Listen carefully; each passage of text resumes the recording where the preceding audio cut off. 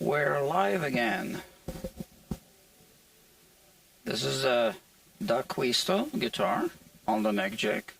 We're going to be doing a level crown polish of the frets. So if you haven't watched, this is part 4 of this full service series. If you haven't watched the first, what did I say, for part 4. So if you haven't watched the first 3 parts, I think you might enjoy watching. Now, we are live streaming, and I have too many apps open, but it also gives people the chance to log on, right? What I am trying to do is this. What am I doing? Yeah, we have a monitor over there, and I wanted to play over there on the monitor, and it tells me that it is playing on the monitor. All right, so this is a very special guitar, all taped up. We used a lot of tape, and it took me a while to jig it up, and I had to jig it up in a slightly different way than any other guitar I've had on this neck jig before, and that is because because it's not like any other guitar. Now, you'll be watching me from here and from here. I have some leveling beams. This is a 17-inch radius fretboard, and I don't have a 17-inch radius leveling beam. I don't think it exists. So I'll be doing it the more traditional way, using just a straight leveling beam. And yeah, I have a few here. As you can see, these water levels, they work. I have a few grits here. I have a short one. All right. So first thing I'll do is I'll do a very light pass. So this is a finer grit on this side with a finer grit. This is the truss rod wrench that I had to modify to make it fit. And that's it. So now I'm going in an X pattern, just lightly, just to get a good read. And I can see that these 2 frets and these 3 and this 4th one, they are higher than the rest of them. So now, first thing I'll do is I'll take the short leveling beam just to focus my attention here. And I was expecting that anyway, right?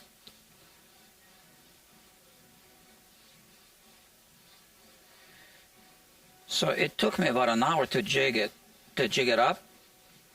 I also took a late lunch break, and I also wanted to wait for this band to leave before really getting into this work. There's still a band rehearsing there, but I'm barricaded like this, so nobody will bump into the guitar.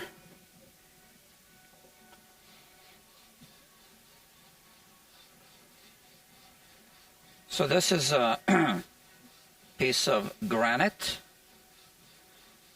It's super straight, and it's nice and heavy, and that's good for this job.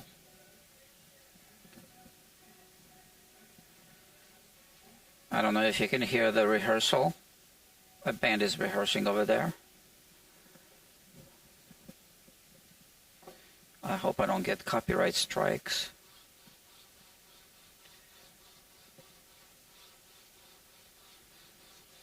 So by doing it not zigzag, right? In an X pattern. I am trying to maintain this 17-inch radius.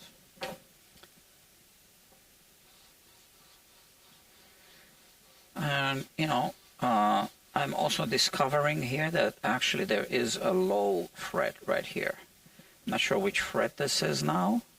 3, 5, 7th fret is low. Careful. Yeah, you got it.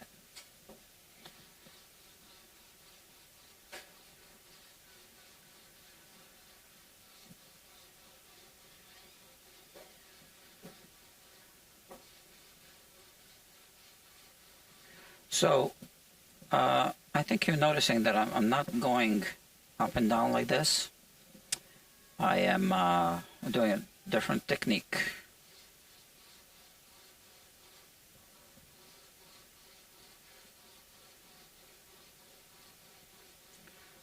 Level, crown, and polish. We are going to do the leveling and crowning on the jig, and I think I'll do the polishing on the workbench. Let me think about that.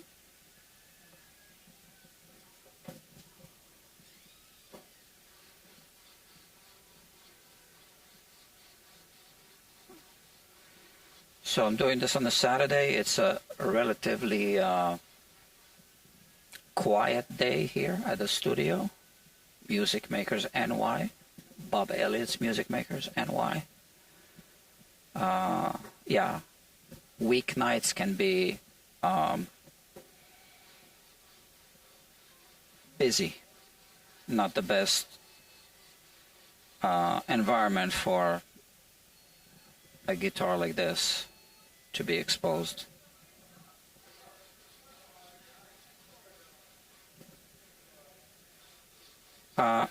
So there's a hump simply because Jimmy D'Acquisto used flame maple to make this neck. So flame maple looks, you know, good, but it's not necessarily stable. It can twist and bend and warp over time.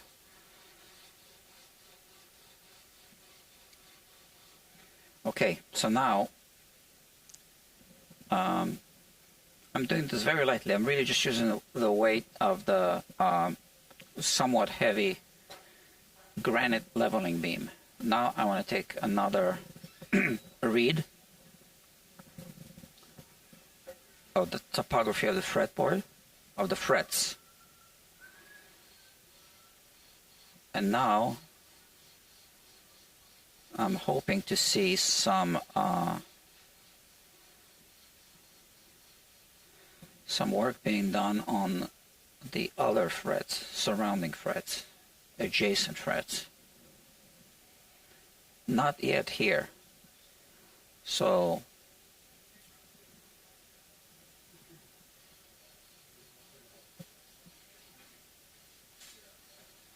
now with this leveling beam, this is a lightweight leveling beam. I am pushing down somewhat, but very lightly. And I think you're noticing this technique with the middle finger, because obviously it's the strongest finger, unless you count the thumb.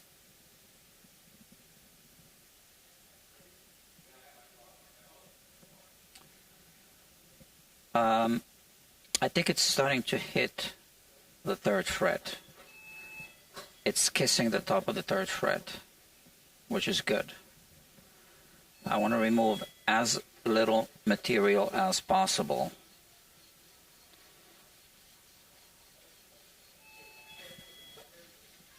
So I was watching a video last night about another D'Acquisto guitar that's actually been refretted. So, and even more work than just refretting had been done to that guitar. So these are the original frets, but to make the guitar playable, we can't have a back bow, so we got to do something. I'm going to switch back to this one.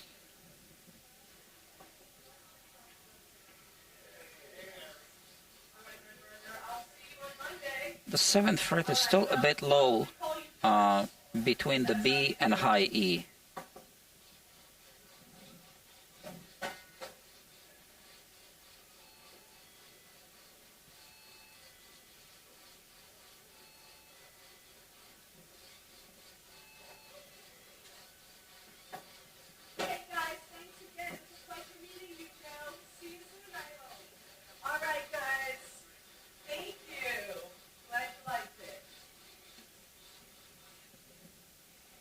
Mm-hmm.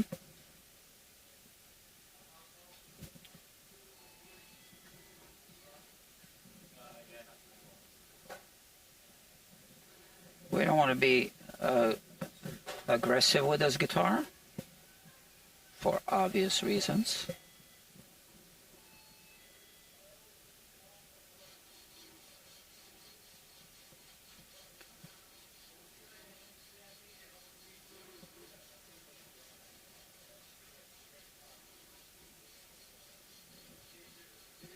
I can work fast if I want to, but I don't want to on this guitar. Right, I can work fast. Yeah. You see this? D'Acquisto guitar. Mm-hmm. Look it up. It's a very unique and valuable guitar. Yeah.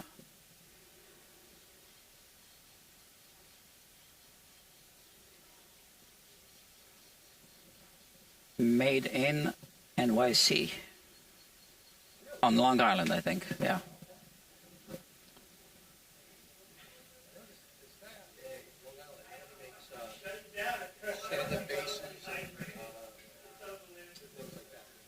Mm-hmm.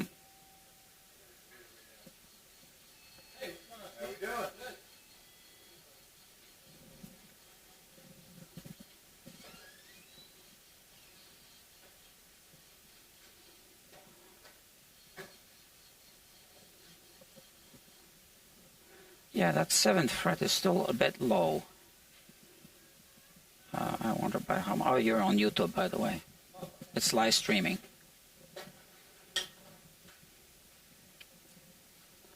Actually, you're out of frame. No extra charge.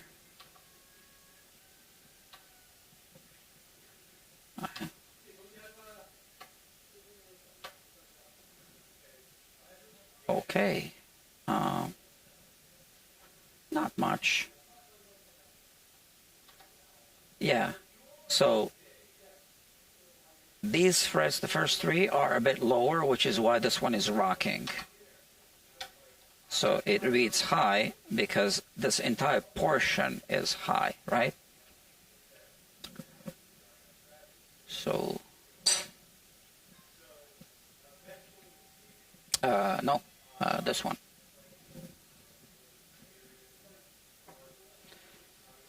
We are, in fact, getting there.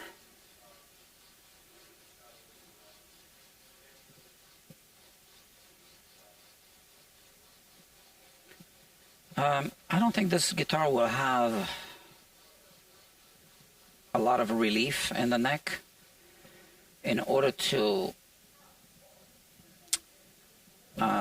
get the standard relief, or in that range, I would have to remove more materials from the frets in the middle. And my thinking on this is, let's do less first. Let's see how the guitar plays. We can always do more later.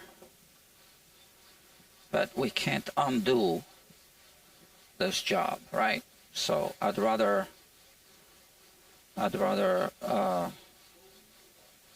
do less.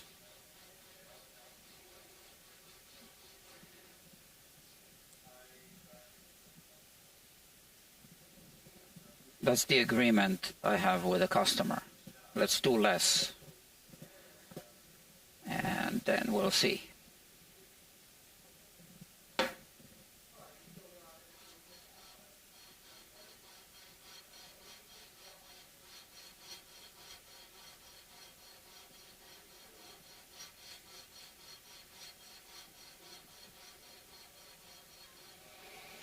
So now these frets are all level. That 7th fret is no longer low. Not the entire 7th fret, but the spot. There was one spot on the side of the B and the high E strings.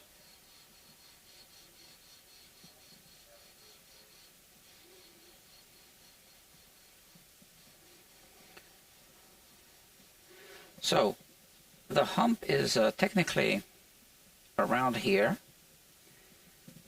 but I'm going to work it into a fall-away. So as long as we have some relief between, like around the neck joint and the nut, we can have a neck that goes like this, then straight, and then down like this shape. That's okay. We just can't have a back bow.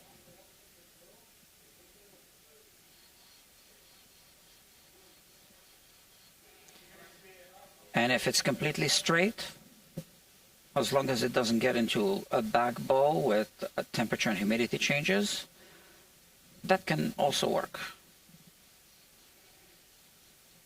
Some people like straight necks without any relief. I don't really agree with that, but they can work.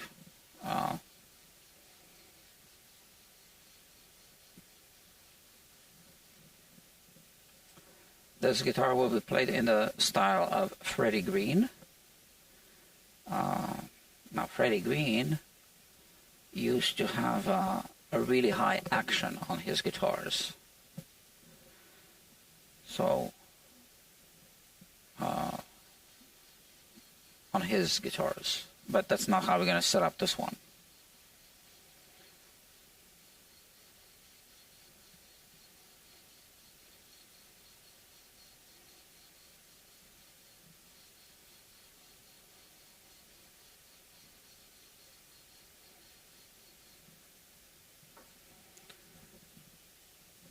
Okay, so now the first and second frets are still lower than this portion. So we need to get down to this level, probably the level of the first fret. We are losing a little bit of height here, but I can't even feel it. But yes, in fact, we are losing some height on the frets. The alternative would be to do a full refret. So pull the frets out, play in the fingerboard, and then install new frets. But like I said, we can always do that at some later time.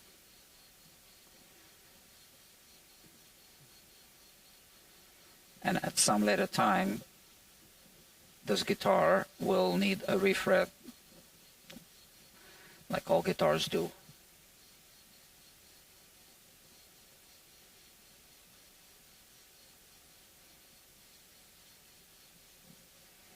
I don't really like the idea of altering this guitar. I mean, I am altering it, right? I am leveling off the frets.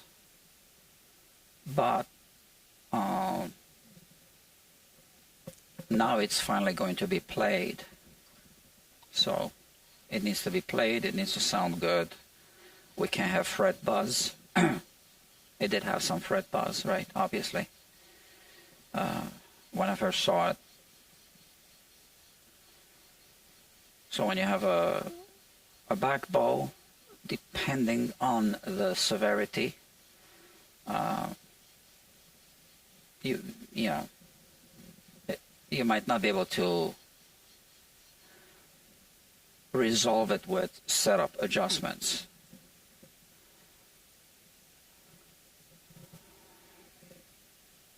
This is a single action truss rod, Gibson style. Yeah, I wanna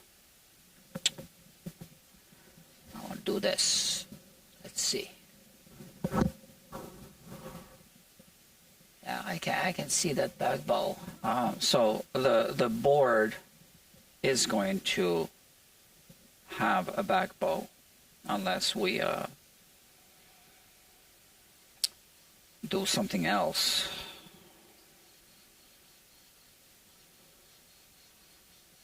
Heating up the neck is also arguably might be an option, but it doesn't always hold up. You know, you are introducing internal tensions, and you know,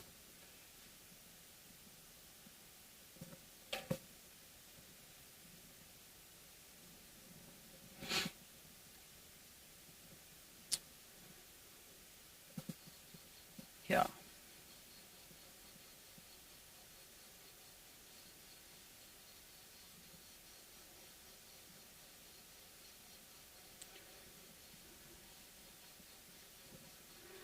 And there's a risk with any procedure.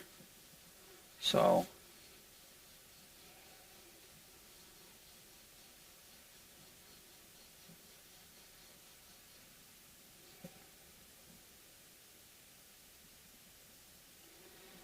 now I'm sure if I go over these frets with a fret rocker, I'm not going to detect any uneven frets. But let's see. Well, actually, the second fret does read high, and here a spot on the third fret. Yeah, that makes sense. The third fret reads high because these two are low, right? But now past the third fret, I shouldn't see any rocking.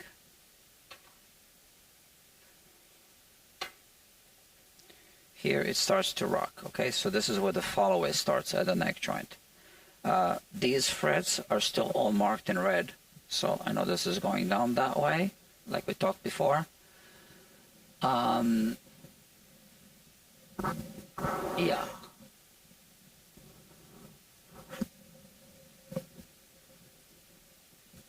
Okay.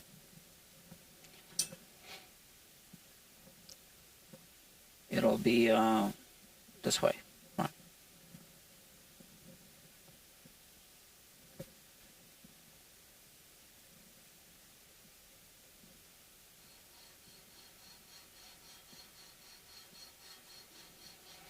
I do have two different grits on this.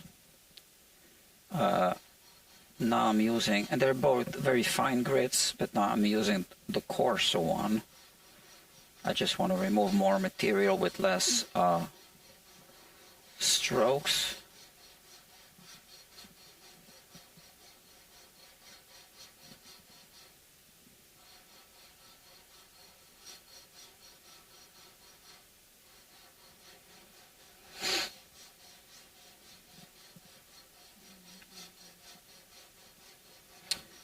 I don't know how Jimmy installed the frets, if he had an arbor press or some kind of press, or if he used a hammer. I don't know. I'm sure some people know, but I don't know.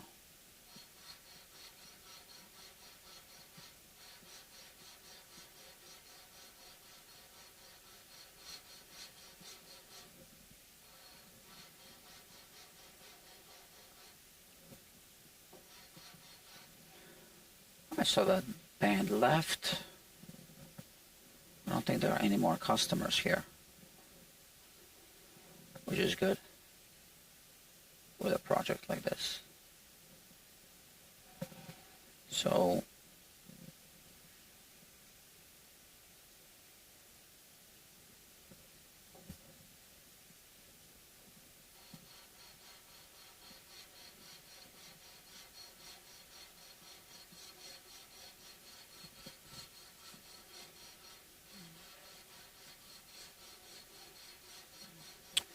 I always use this X pattern when I'm using a straight sanding beam. Obviously, you don't do that when you have a radius sanding beam.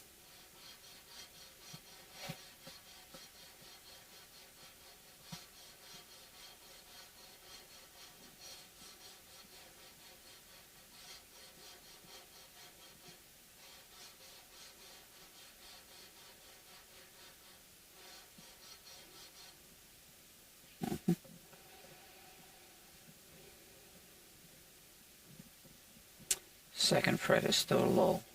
I can tell because I haven't removed any of the red marker.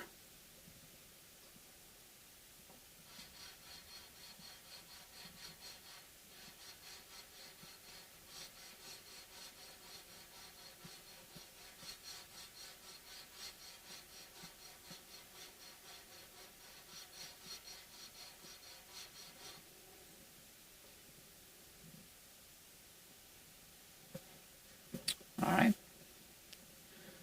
Let me see something.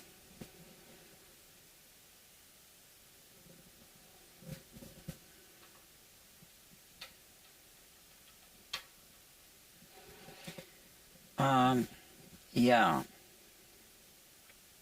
it's even more uneven on the treble side, so I need to focus on the treble side now. We can't leave it like this, right? Because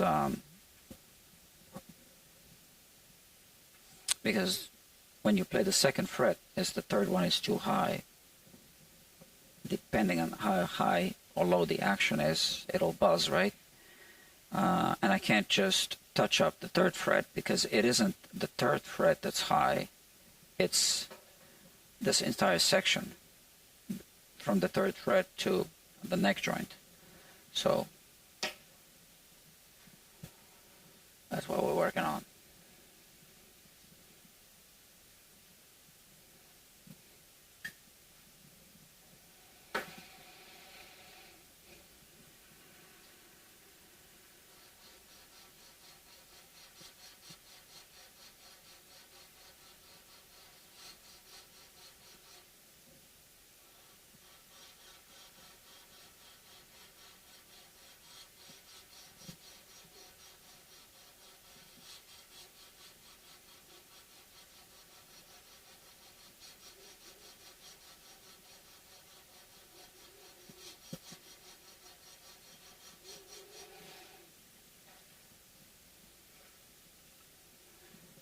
Okay.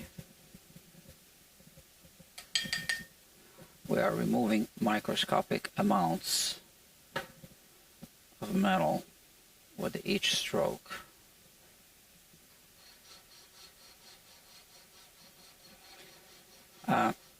The truss rod is slightly tight.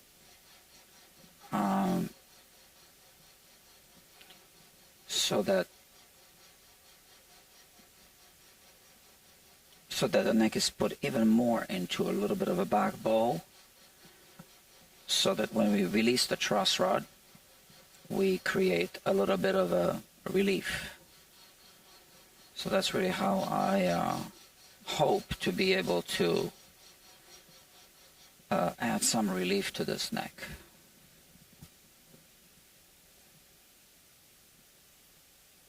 Okay. So I want to check again with the fret rocker to see if it's less severe. Still more than I was hoping.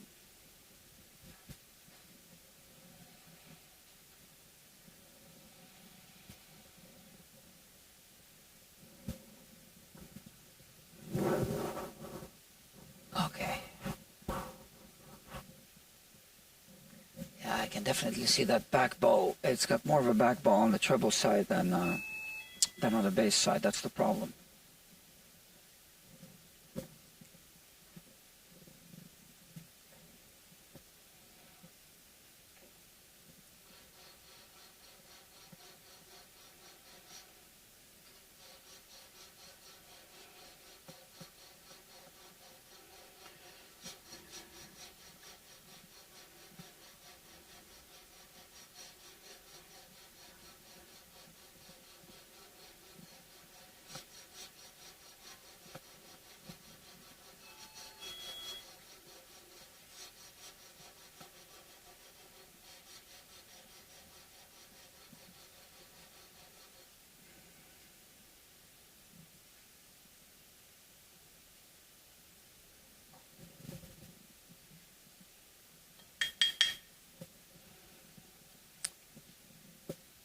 So the frets are getting a little flat on top, which is completely normal when we level them.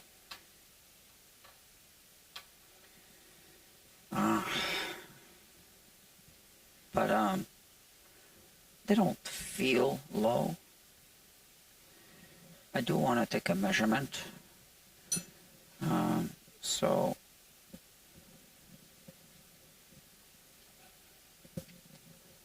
I have this, this is my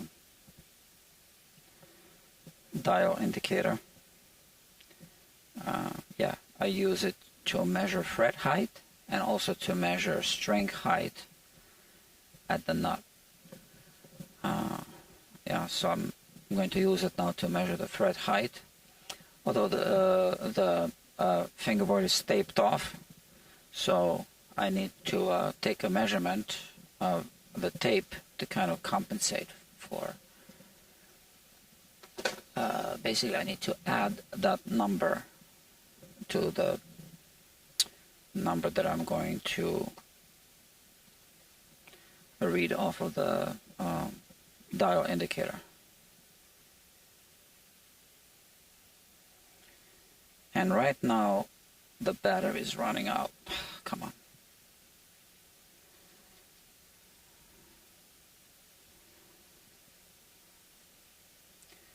.09 millimeters. Okay, we can call it 0.1 millimeters, which is significant. That's the thickness of the tape. I'm going to call it 0.1 millimeters. We have 6 people watching. My phone is one of them. So 5 people watching actively. Thank you. Oh, now it says 7. So somebody just joined us. Yeah. So what that is, oh, so that's my dial indicator. Let's take a measurement. First, I need to show the wrong camera. First, I need to zero out the dial indicator on a flat surface, such as this.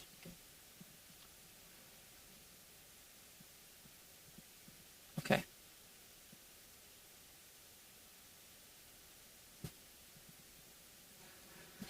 And now I'll just measure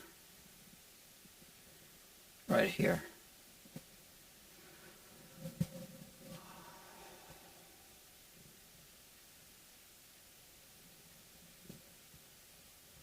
Okay, so now this says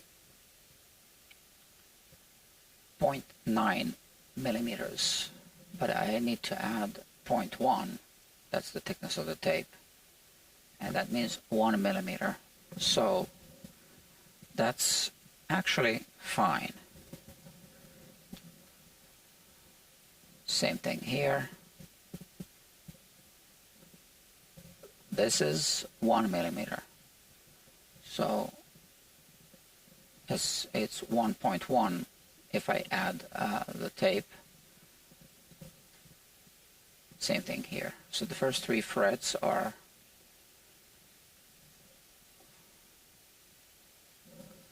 what about on the bass side?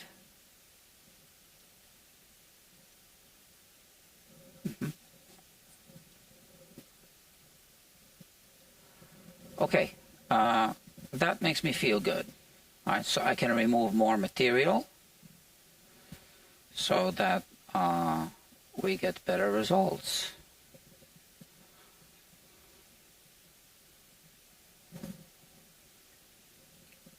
I'll be using the coarse grit just to remove more.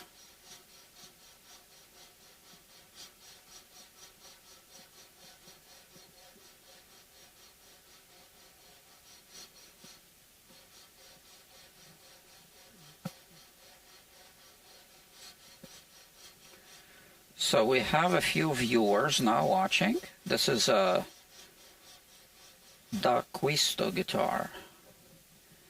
Not only is it a D'Acquisto guitar, it's a D'Acquisto guitar that's basically never been played. The owner maybe played 3 hours on it.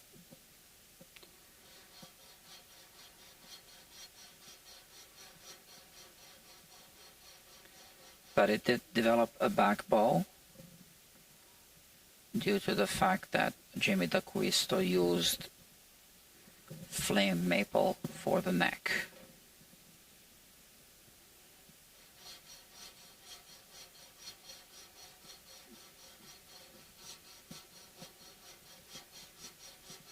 And you are watching Guitar Quackery live, not to be confused with the main channel called Guitar Quackery. Let's see how many people are watching now. Okay, we have a small audience. Yeah. Let's see the battery. I should make sure the battery doesn't drain on this laptop. Okay, I do have a small audience. Yeah, thank you for watching. Yeah, let's continue.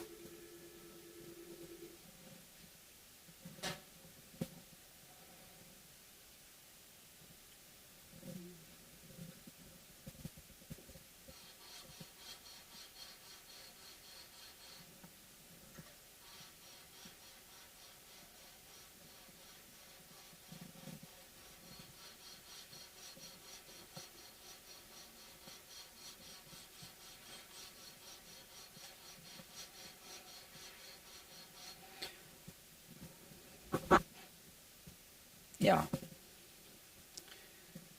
Where I put the brush here.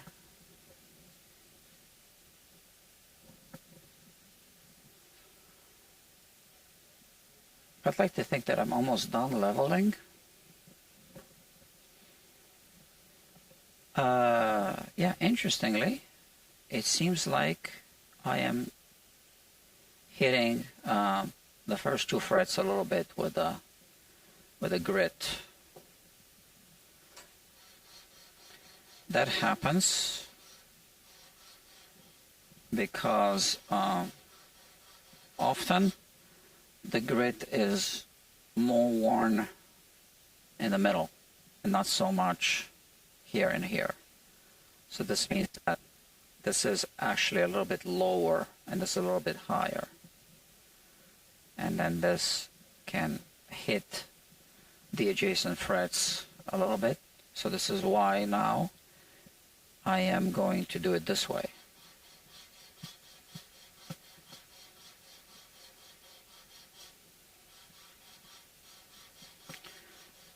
So now I'm not even hovering over the first 2 frets.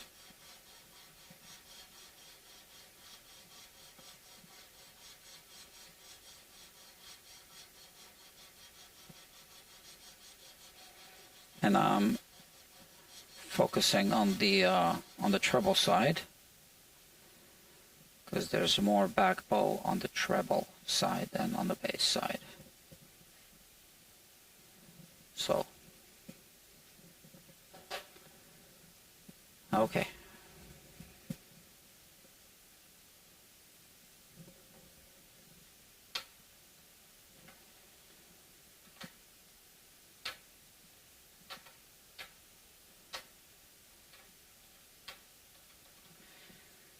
Okay. I need to work more on the, where the high E string will be. That spot.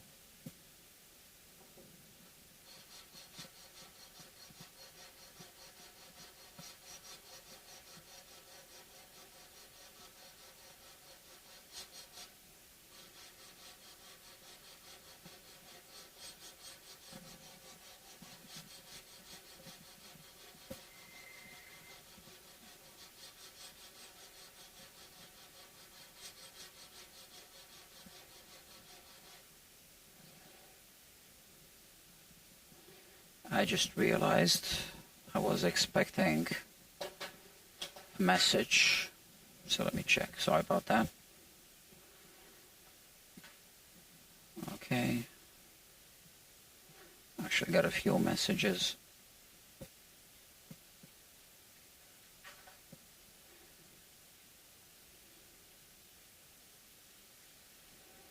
I'm just sending back thumbs up. Okay.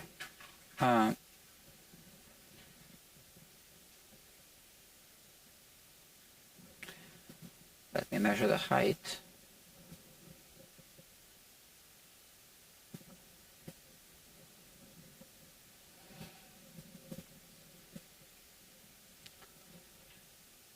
Okay. It lost 2/100ths of a millimeter.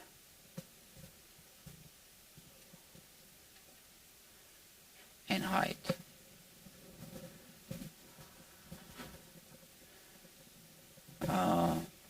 Yeah. You can't feel that. But we need to go down more.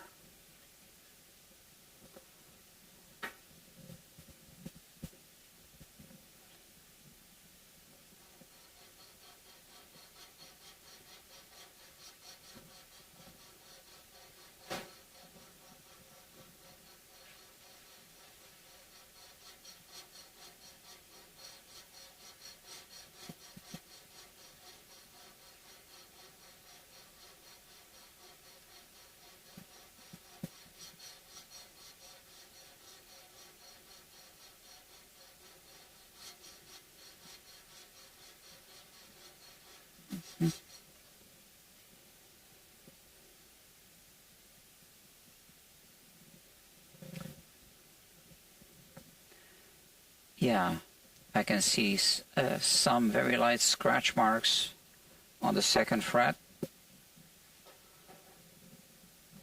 So let's check again here. Still rocking on the treble side, so just need to continue working.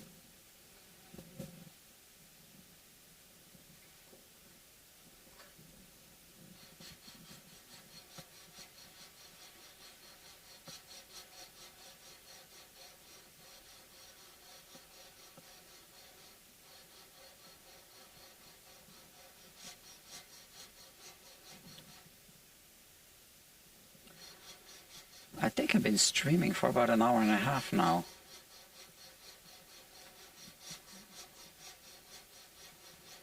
So this part would have already been done on almost on any other guitar, I think.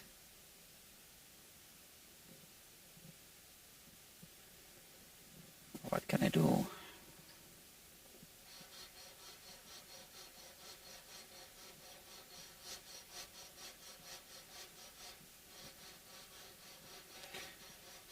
So I believe this is the only D'Acquisto guitar that is ever going to be fully documented like this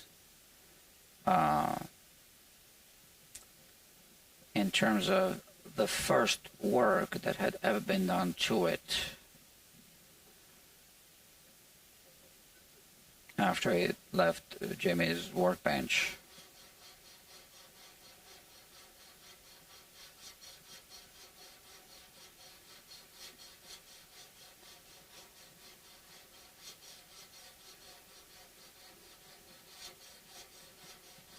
and you are watching it live.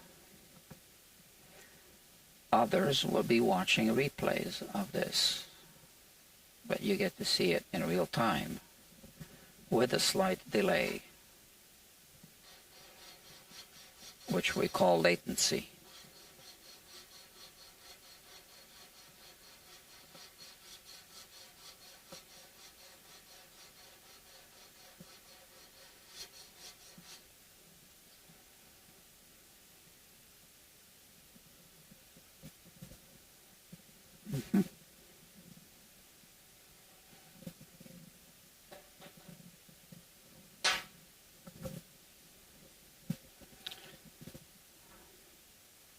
I am detecting a difference now, but we still have that high section, okay? So it's not a high fret. The whole section is higher than these two frets. There's just no other way. Well, I mean, there are other ways, but this is the least invasive way.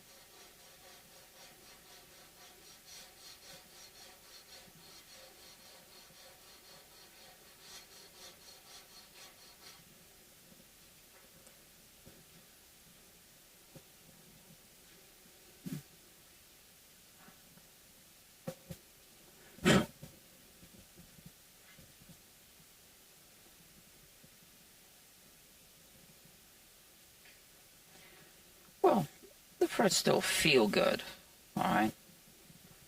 So, especially after we remove the tape, I think we'll be fine.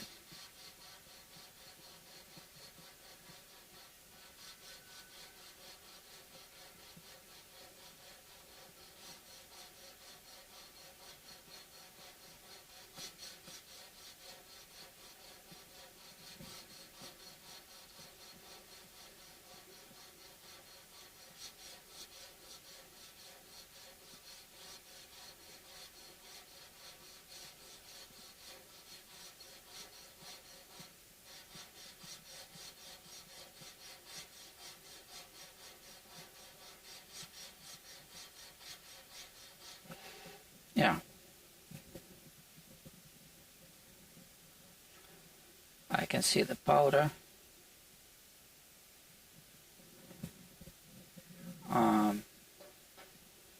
I do have another diagnostics tool right here. Let me see how many people are watching. We lost some. I don't blame them. We've been streaming for how long? What does it say here? I don't know.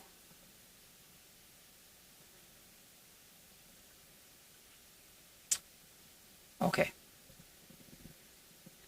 So this is a good diagnostics tool. It's also straight edge. It's called a tri-beam. There are 3 sides. It's a Music Nomad product. And this one is the short one, medium, and full length. And you can check sections of the frets of the fretboard. And I'm just going to check something with this.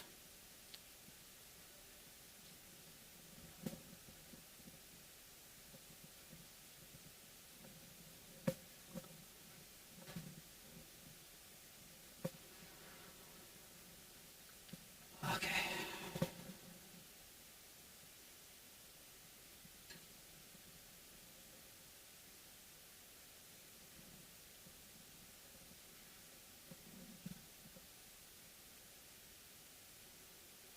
So we definitely have a discrepancy.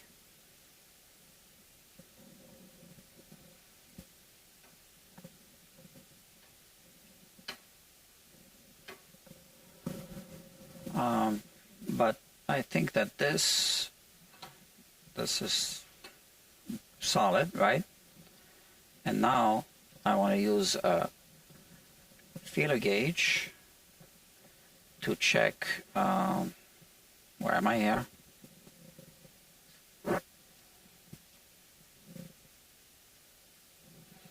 Where are my feeler gauges?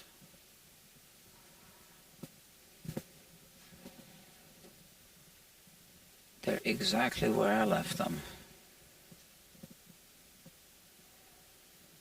Okay. So I want to use feeler gauges to check exactly. So I'll use the full length, straight edge. I want to see by how much this side of the fretboard is lower. First, let's check the base side.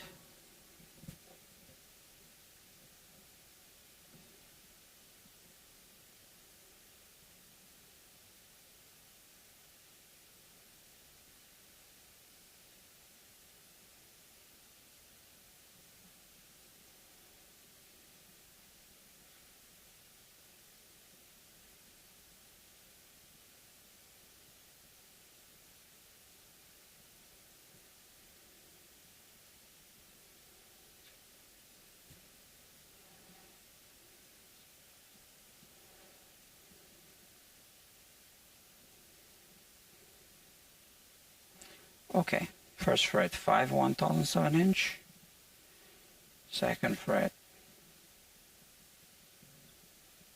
3 1/1000 of an inch on the base side. What about the other side?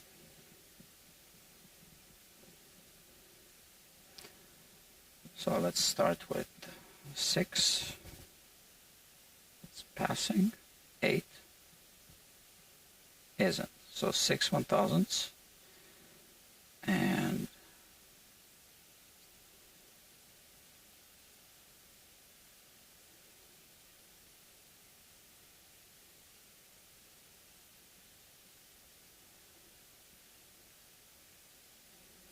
3, no.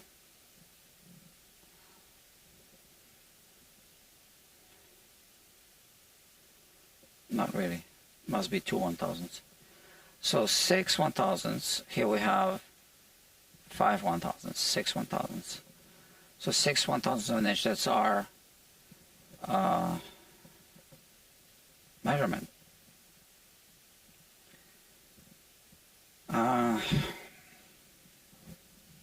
A little more than I'm hoping. So everything needs to come down by 0.15 millimeters, which is 6 1/1000s of an inch. 0.15. So what's the height right now?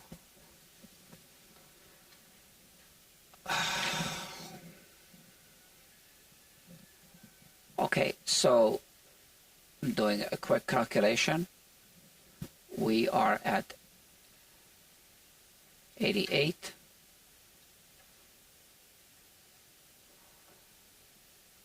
I'm in metric now. 0.88 millimeters. So we need to add 0.1 because of this, and then minus 0.15, so just minus 0.5, right? So we're going to be at 83.83 millimeters. That's on the low side already, right? But we need to do that in order to make the guitar playable. It is what it is.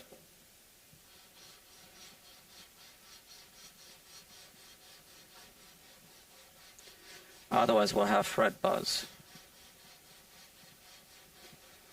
So the fret height over here off the fretboard will be 0.83 millimeters when I'm done leveling, about.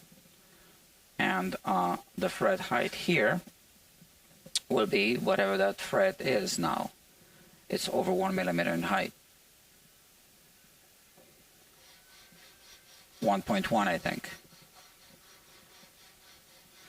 So the board will still have a back bow,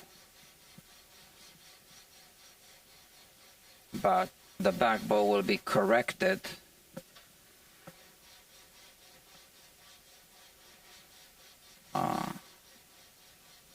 well, the back bow won't be corrected.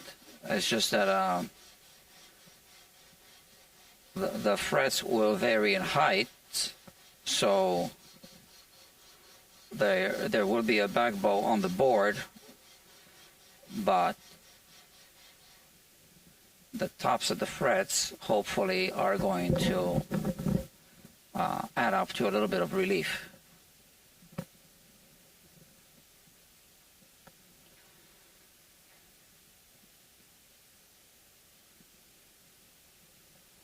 So when you connect all the frets with a line that's an imaginary line, that line doesn't really exist, right? So that's what I'm doing now. I'm connecting them.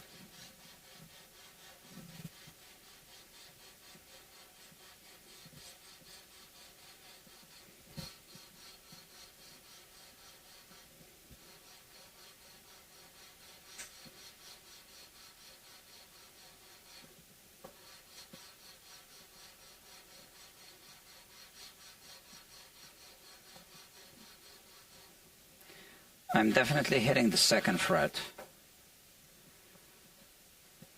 That's good news.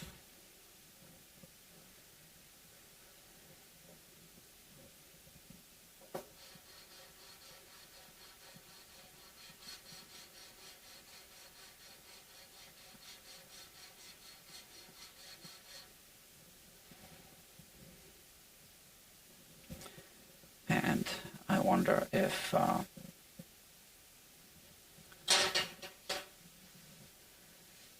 we see any more rocking here in the middle.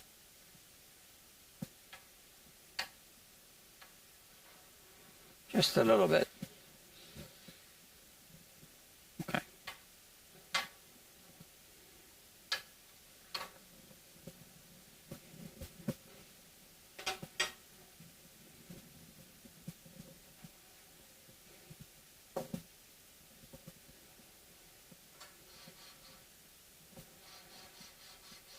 It's 9 p.m. I do want to finish this tonight, and I am going to finish it tonight. It won't be at 3 a.m., but it could easily be around midnight, since I'm taking it slowly.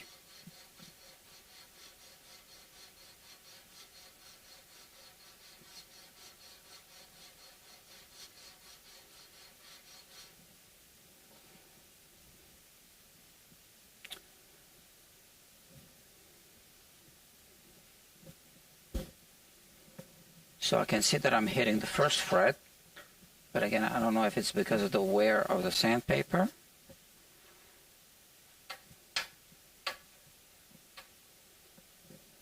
Yeah, I don't know.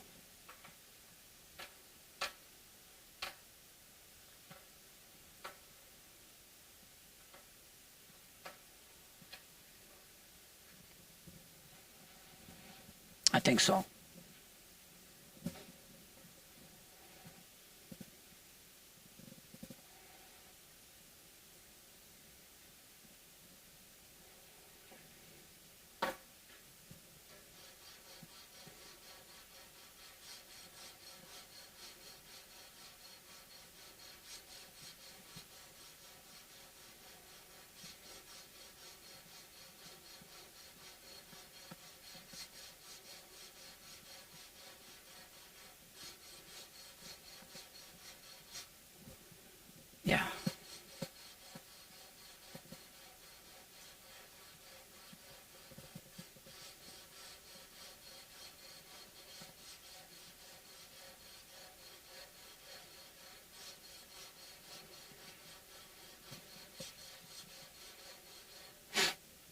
First I thought I'd be done by 7 p.m. Then I said, no way. I'll be done by 9 p.m. And now it's 10 to 9. And I'm not done.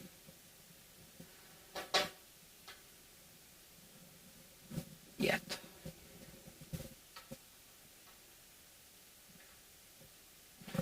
Much better here. We are getting there. Let me try this.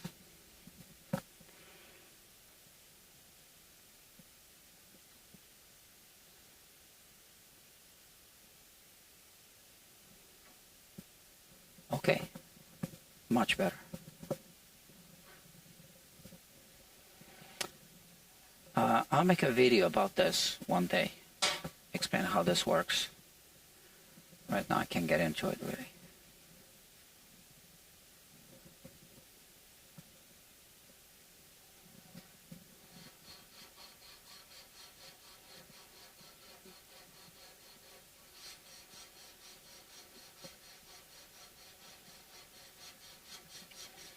But to make a long story short, or maybe I can explain it now. Let me try. You can't check this situation only by using a fret rocker, because you'll be writing over 3 frets, and the middle one is going to be the transition between the low part of the fingerboard and the part that you are leveling.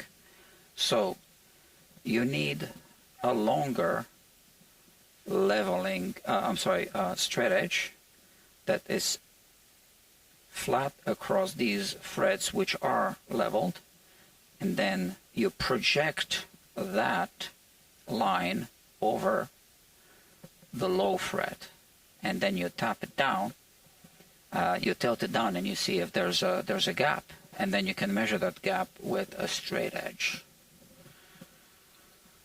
So I could even use this long edge, but because I have a follow-away here, that can throw me off, right? So I prefer to use one of the shorter ones. Even this one will work fine. That's the medium length one. And now I want to push it down against that low fret, and it's not going down anymore. It is here on the bass side.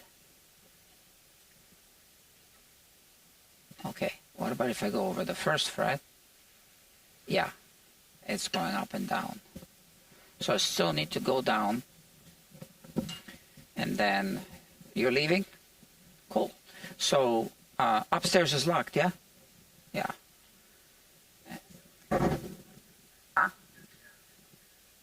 Unlocked. Yeah, that's fine. But the upstairs elevator's been locked all day. Yeah, cool. Yeah. I'll be by myself for the rest of the evening. Well, I have company. I have you guys watching. Okay. So if you are a guitar technician, I highly recommend these relatively new Music Nomad tri-beams. This one and this one as well. These two. And this one has also another feature on it. It can measure the scale length of a guitar. We'll talk about this in another video. I should make a review video about these two, because they are very good tools. Not too expensive.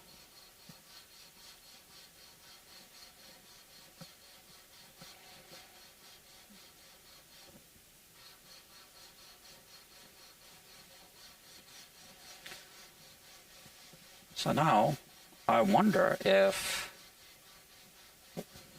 how far off I will be when I actually finish. Will these frets be about 0.88 millimeters in height off the fretboard? We'll see when we remove the tape.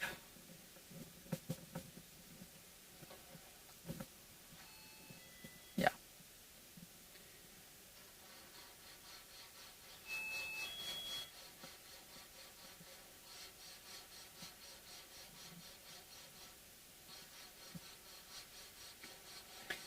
What I'm hoping is that by documenting this work on this guitar, that we're actually raising the value of this guitar.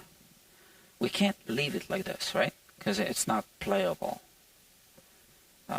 You know, there was significant fret buzz. And the live streams, they document everything. And this is obviously full transparency. Yeah, so I think in reality, look,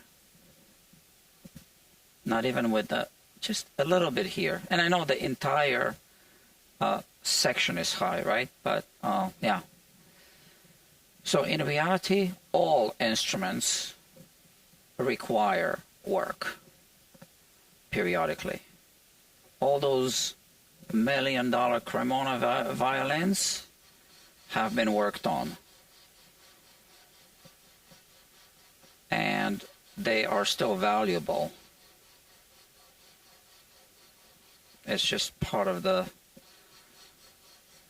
history of the instrument. It needs to be maintained and worked on. So now the maintenance of this guitar, the first ever maintenance of this guitar, is fully documented on this playlist. You get to watch it live. Others will watch it in replay. But there will never be any question about what was done. And when I put it on the bench and we photograph it with the microscope, it's all there.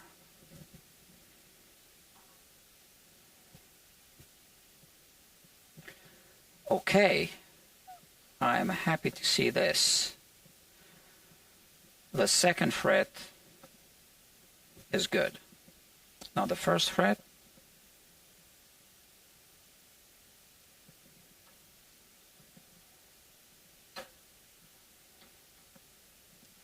seems to be good on the treble side.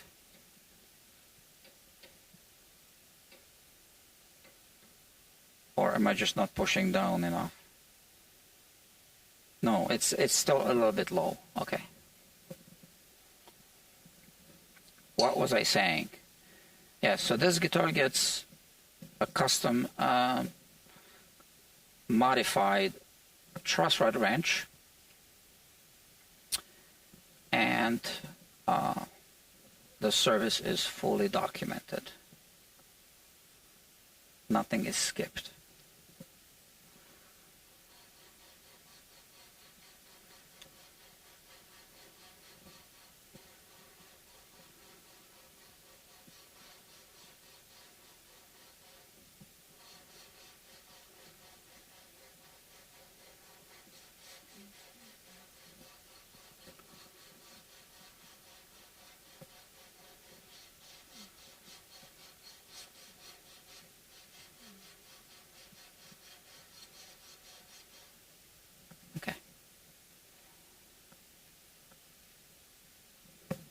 Well, just for fun, I want to see where these frets are at in terms of height right now.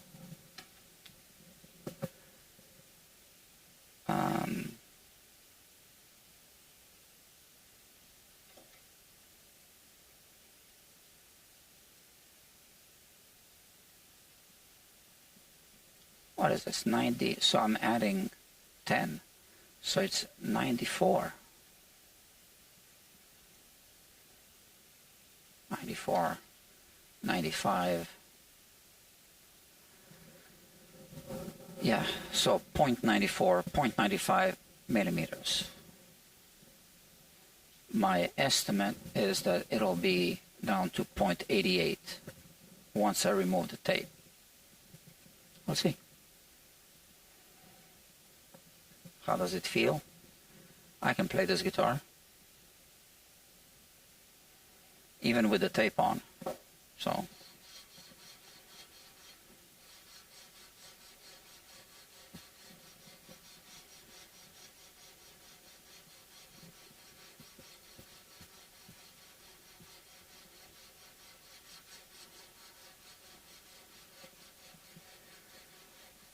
you know, I feel privileged to be in a city where I actually get to work on these guitars.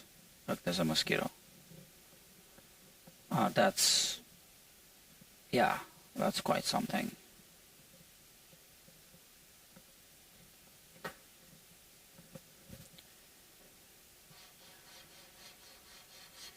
It's a big responsibility, but I reserve the whole day just for this guitar.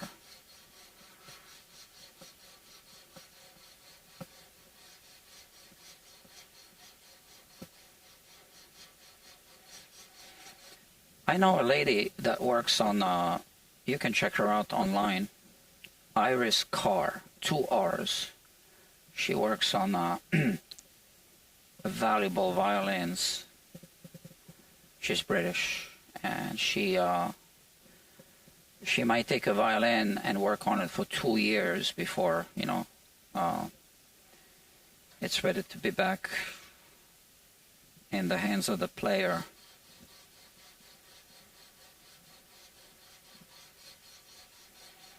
I heard that, some of her repair tickets are $60,000 per instrument. I mean, yeah, if she's going to spend a year working on it, or 2 years working on it, that's the price. This won't be as much.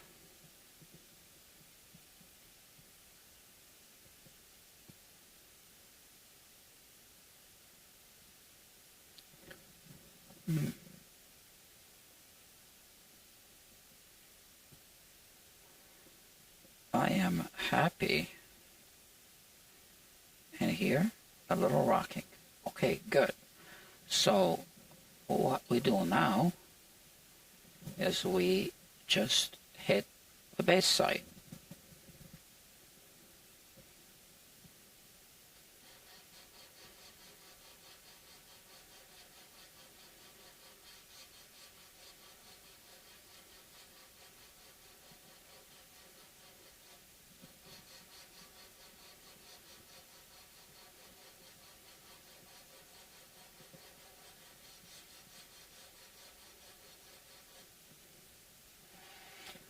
So at the beginning, I was switching between the coarse and the fine sides. I mean, they're both really fine, but still this one is not as fine as the other one, as the other side. Look, there's the mosquito again.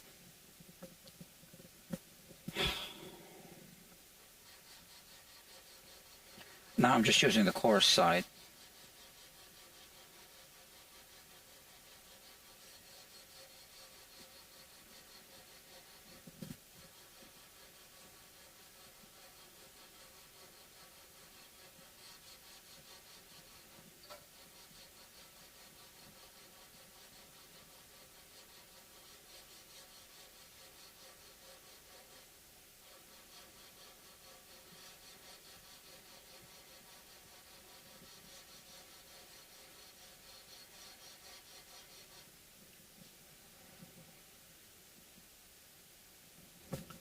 Let's check again.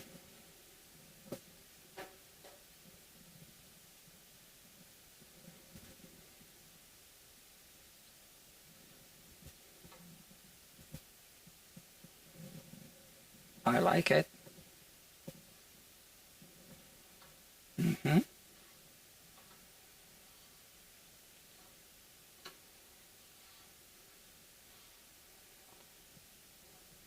Okay, now with the short one here, we're going to start seeing some fall away. Okay, which I can see it because the threads still have that red marker on them.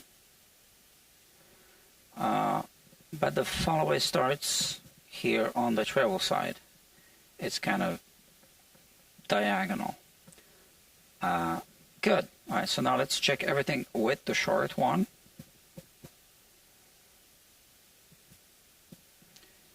Why is it rocking now? Now that I don't understand here.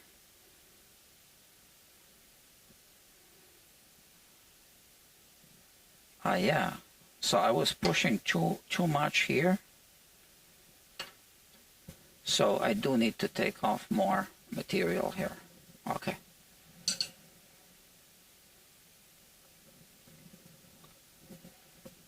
Yeah, I know what happened. I'll explain.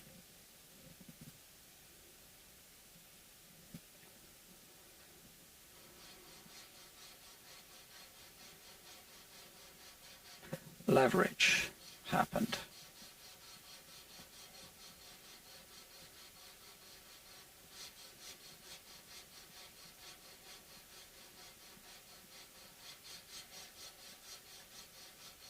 And that also explains why the threads are still higher than 0.88, which is just an estimate. But yeah, I'll explain what happened.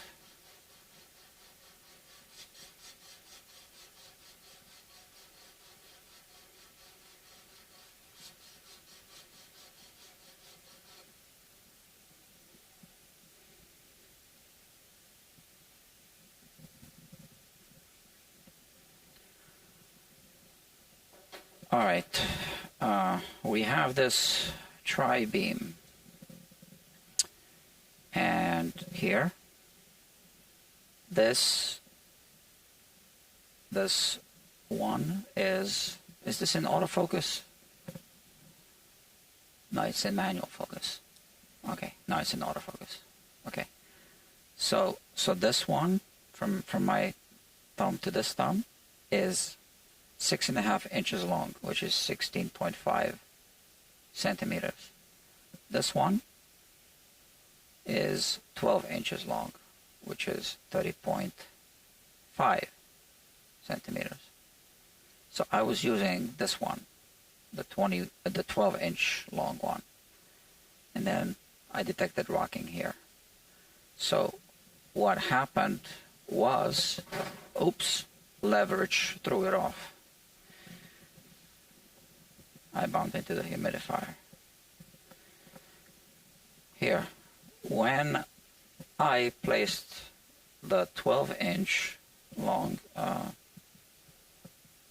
straight edge here, I was pushing down here too much, so this required more leverage to make it rock, but I wasn't pushing hard enough. But when I used the shorter one, obviously, I was holding it closer to the pivoting point, and I was able to make it rock more easily. So still, I need to level the threads down more.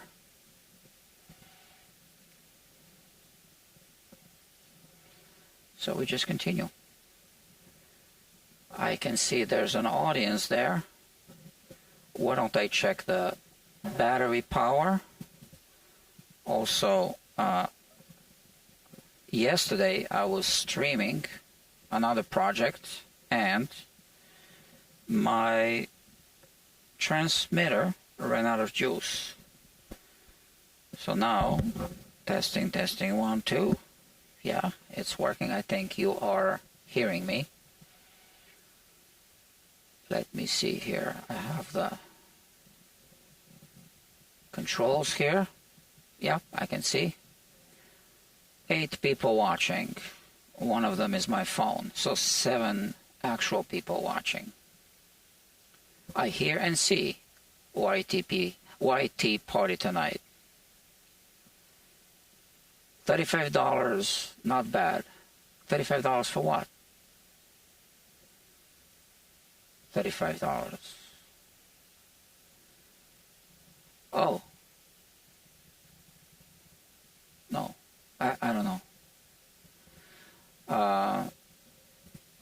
Did I mention $35 for something? Okay. Oh, for the Music Nomad Tri-Beam. Oh, so you checked online. Okay, I see.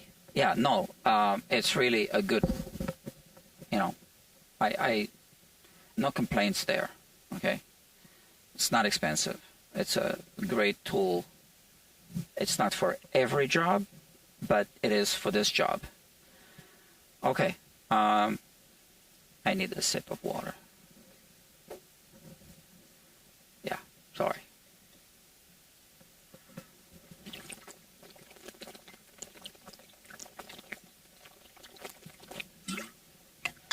I forget to drink, and I get migraines.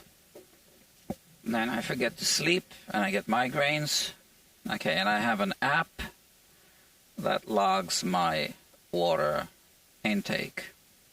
And I need to check my text messages quickly, briefly. Let's see. Okay, that's good. My phone is silenced. I like to keep it that way so I can work more. Oh, we lost 2 people. Okay, that's okay. No problem. Okay. Yeah. What was I doing? Oh, yeah, I wanted to check the battery power on the computer. Okay, you see? A sign of old age. Let me check. I forget. Okay, 41%. We're actually good. All right. Now, D'acquisto. So one thing, I never know who's watching, right? And I don't want to keep repeating the history of this, but it's a D'acquisto guitar that's kind of never been played before. The owner told me that he must have spent a total of 3 hours playing it and then put it in the case. And he ordered it from Jimmy D'Acquisto, right? Jimmy D'Acquisto custom built this guitar for this customer, right? And it's right here, right now. And it's a beautiful guitar. It really is. So, continuing.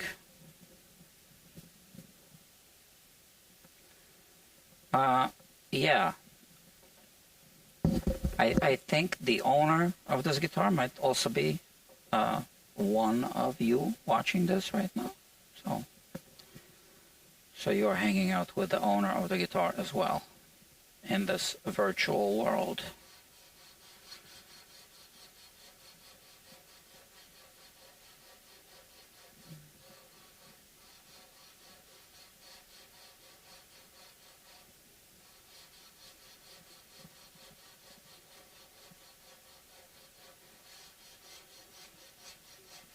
So I am, technically speaking, not using this neck jig 100% in the conventional way, because, man, that mosquito. Yeah, I didn't jig it up with the strings on at full tension, because we're correcting the fingerboard, I mean the topography of the fingerboard. But yeah,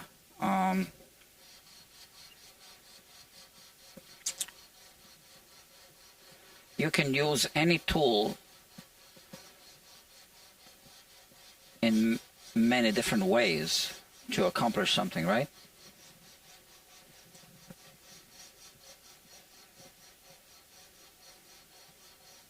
Like you can use the back of the screwdriver to tap a nail and use it instead of a hammer, right? So, man, that mosquito is really bothering me, so I need to do something about that.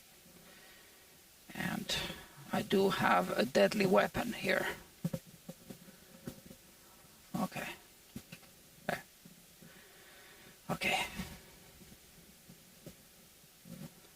Where should I put it? Here. Maybe I bring it closer.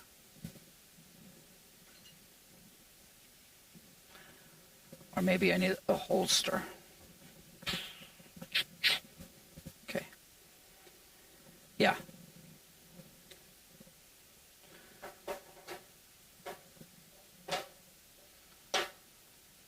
Right here. Okay. Maybe I need to practice. So the button should be on this side. That's the button. And yeah, this is a guitar. Let's continue.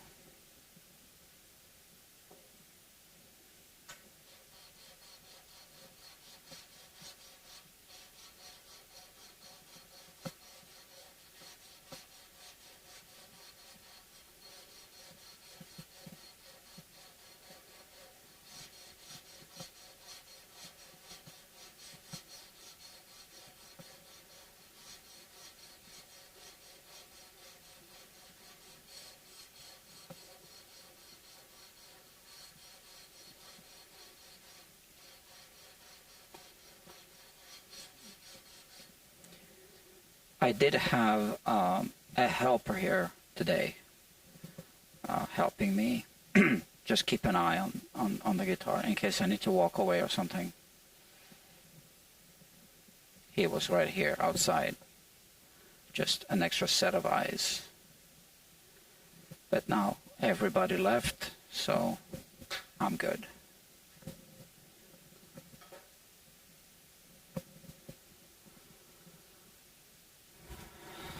Okay.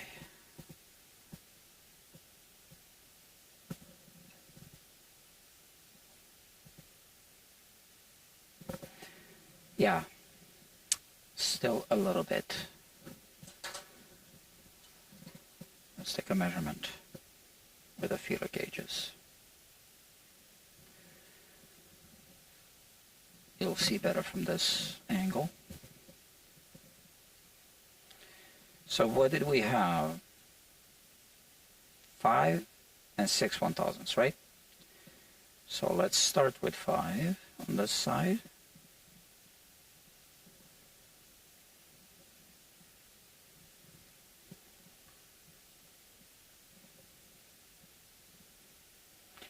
Now that, I don't know if you saw that, that was a fruit fly. They don't bother me at all. Okay, 5 1/1000s does not pass. That's good. 4 does not pass. 3 does not, or barely does. Okay. Okay. Now, on this side,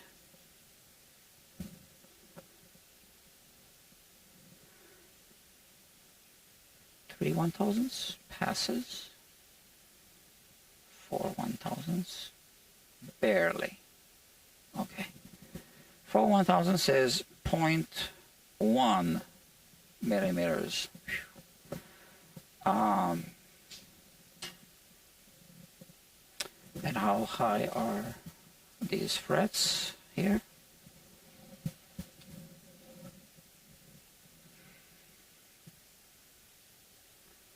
About 84. Yeah, it depends where I put it. It's averaging around 84, I think.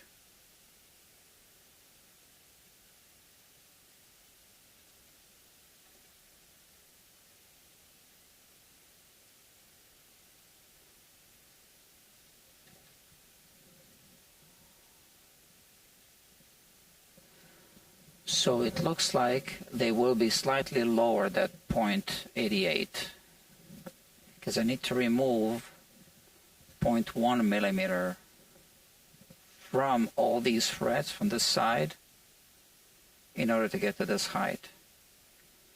And that's the thickness of this tape. So I'm already measuring. Yeah, okay. So my estimate that the frets would end up being 0.88 millimeters in height was just an estimate. So they're going to end up at kind of like this height with the tape. So they're going to feel like this without the tape. And that's okay. I mean, it's playable. Some people like lower frets. For the Freddie Green style of playing, I think that's perfectly fine. These jazz chords up and down the neck, right?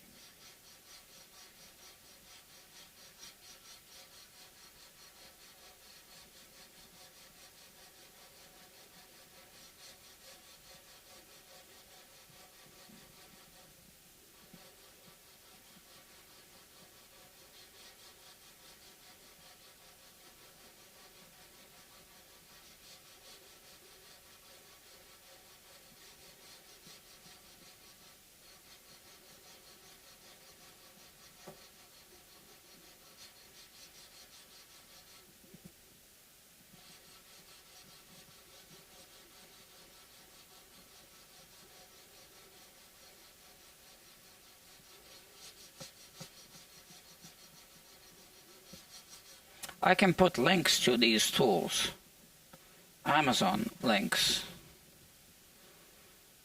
Amazon affiliate links, so that I can make a small commission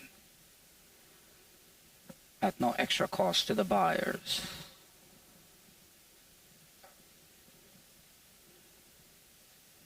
I think I can buy them on Amazon. I didn't buy them on Amazon, but I'm pretty sure you can buy them on Amazon.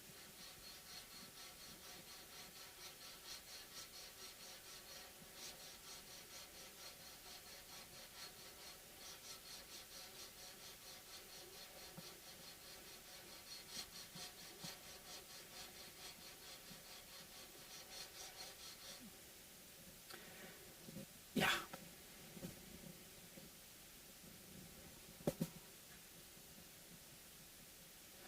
So I think I will level the frets, and I will end this live stream, take a short break, and then do another live stream for the recrowning.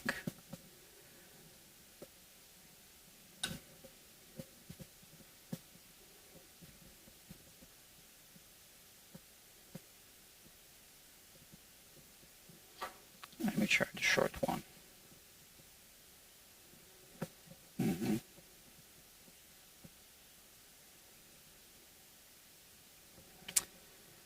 Yep.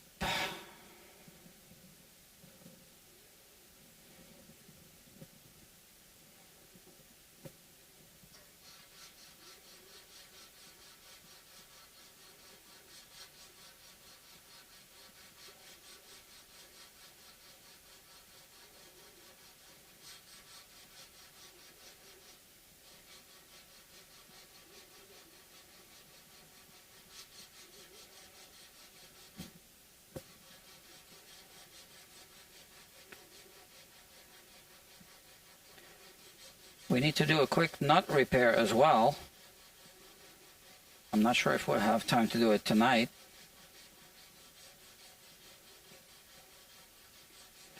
It would be great if we could. On the B string. I thought it was the G, but it's the B.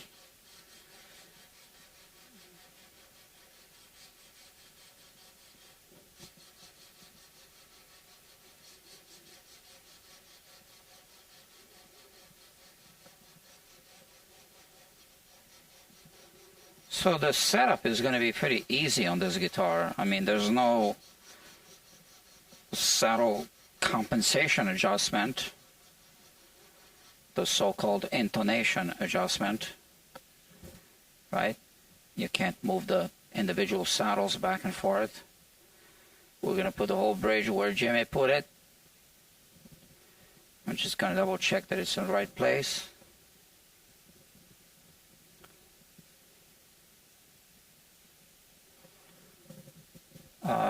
Yeah, then just string height, break angle.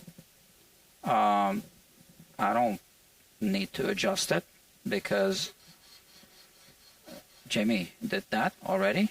We marked off the position of the tailpiece. We're going to put it back exactly the way Jimmy put it there.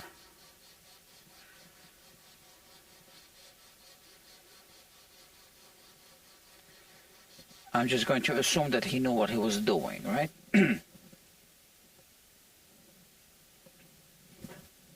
That's a safe assumption, I think. If you disagree with me, put it in the comments.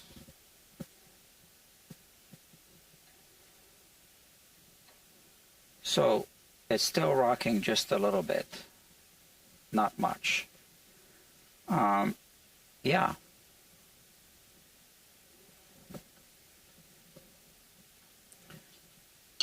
Here we continue.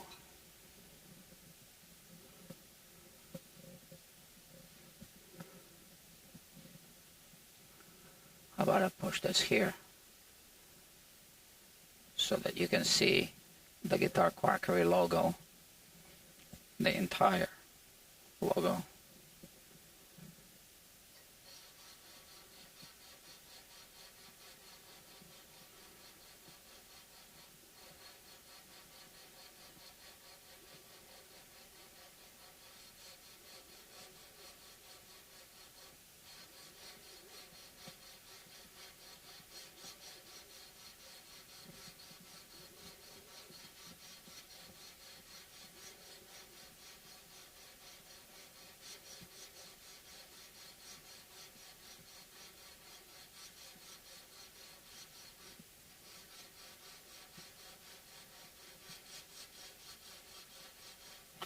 The frets do look quite flat on top, especially here in the middle where we have the hump, but that's to be expected.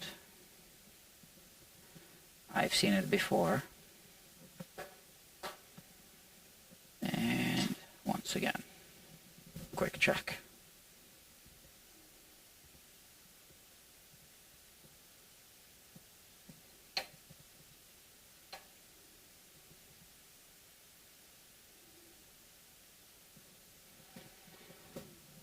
Just a little bit.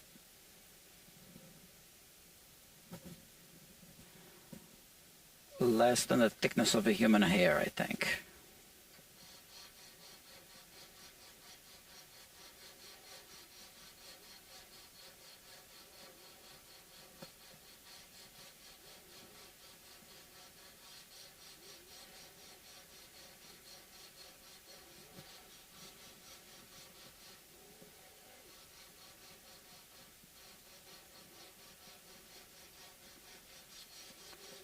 So Jimmy D'Acquisto was the #1 apprentice at John D'Angelico's shop. I read a little bit about that. He did have a couple. I think Jimmy was the third one. So don't quote me on that. That's what I think I understood from what I've read. And he was the #1. Look, the mosquitoes here. And I hate when they disappear. The #1 in terms of performance. But #3 in terms of chronological order.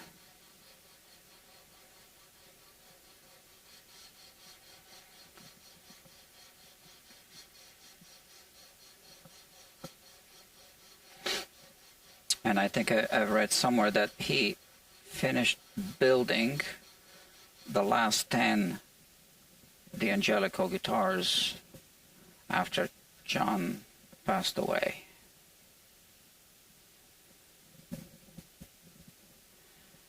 The shop was in Little Italy.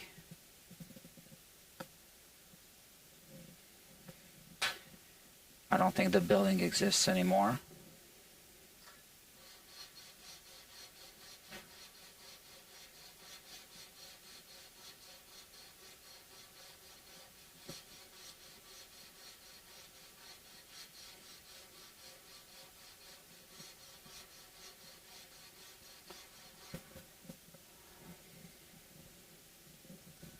Too bad it's not a little museum, but you know, it isn't, so.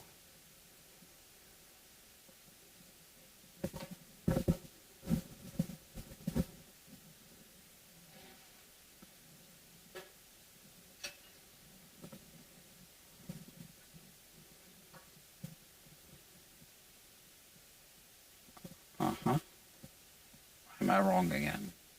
And there's still a little bit of rocking.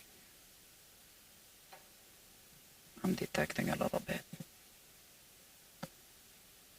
More so on the base side now, which means I just removed more material from the treble side.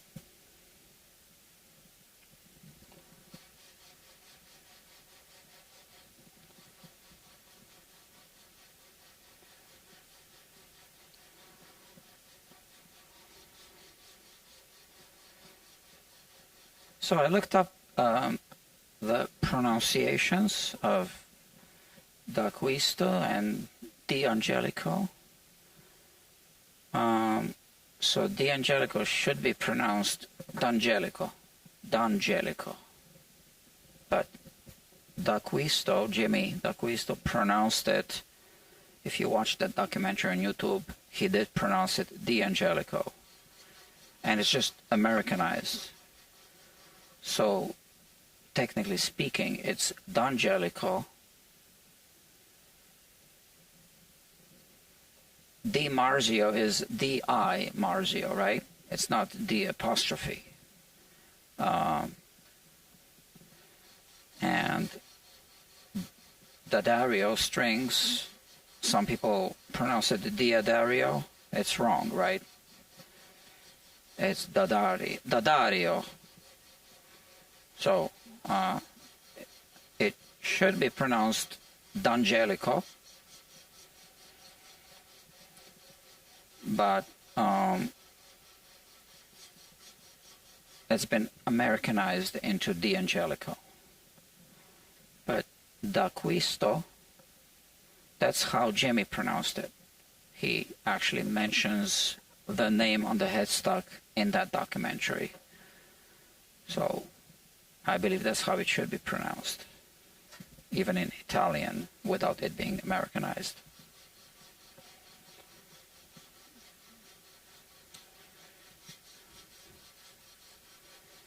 I kept saying D'Acquisto in the early live streams, but it's in fact D'Acquisto.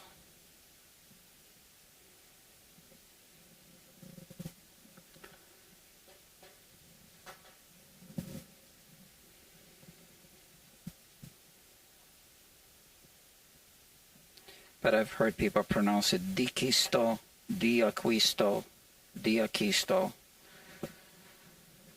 And I think that's all wrong, right? D'Acquisto. It also sounds the best, I think. D'Acquisto, of all variations.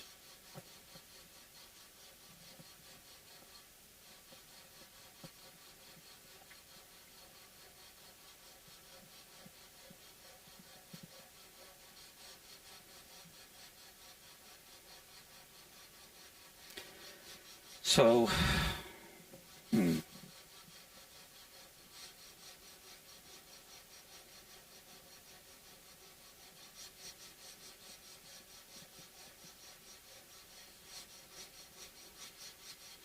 yeah, maybe we won't have time to do that knot repair tonight. This is taking longer, and when the frets are really, really flat, they take longer to recrown as well. Yeah.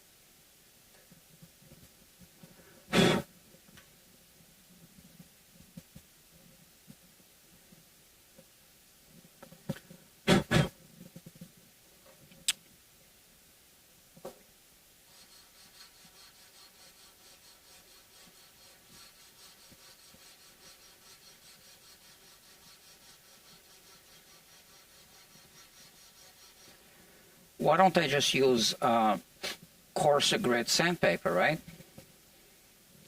Well, we don't want to do that because the scratches left with the coarser grit are deeper. And then we need to go through a so-called scratch removal process. But you don't remove the scratches, you remove the surrounding material. So then you lower the frets even more just to get them nice and smooth. Yeah. Now, if we had super high frets, different story. But that's not the case. So every level crown and polish job, every fret job is its own thing. Should be its own thing.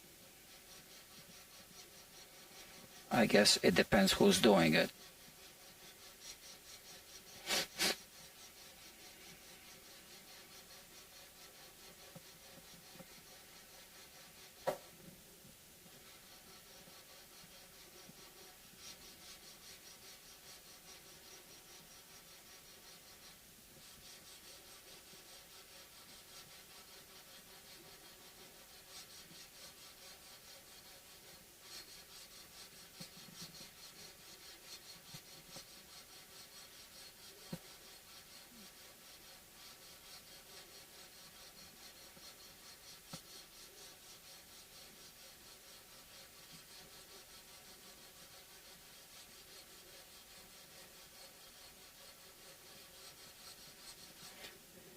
Yeah. I don't know if Jimmy D'Acquisto has any family. I don't know if he had any kids. I don't know much about him. He did have a wife. I don't know if they had kids.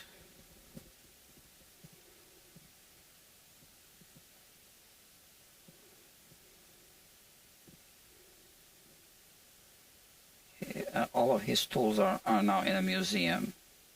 I read on Wikipedia. Can't remember the name of the museum.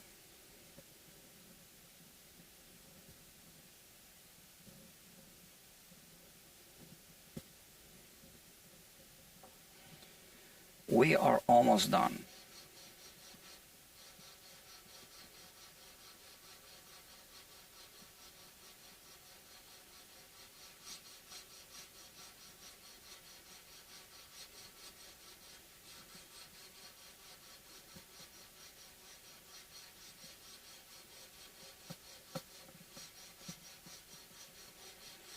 So the question is what to do when, not if, but when, this guitar will need to be refretted.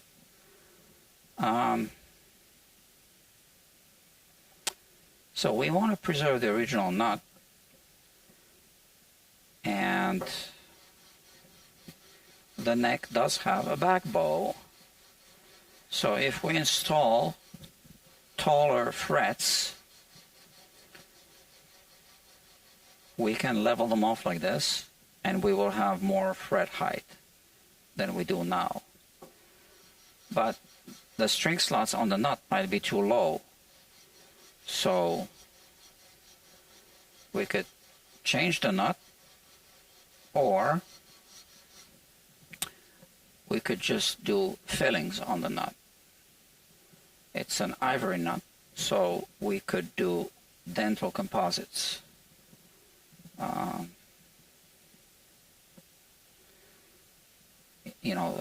That's a very similar material, right? A tusk actual ivory is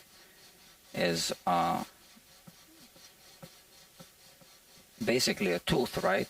So those dental composites will work really well on ivory. Now, I don't like it that it's ivory, but it's the way things were made back then.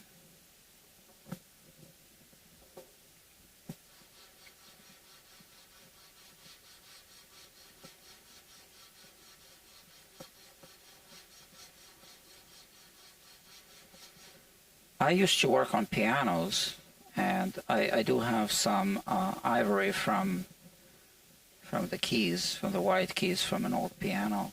The piano was going to be thrown out from a church. I tried to fix it. They said, no, we want to throw it out. So I just took all the ivory off, and then they threw it out. What else was I supposed to do, right?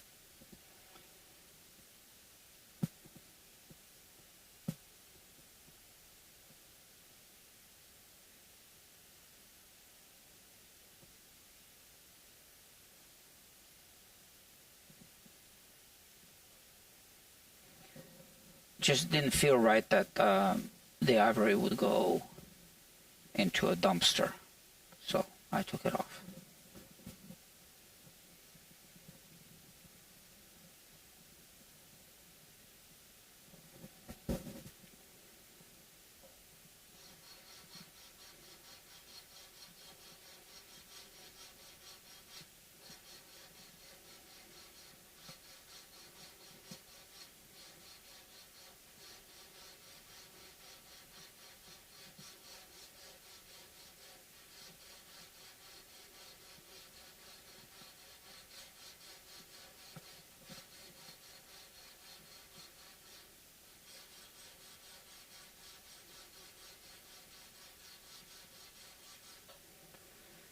We are very close to finishing this.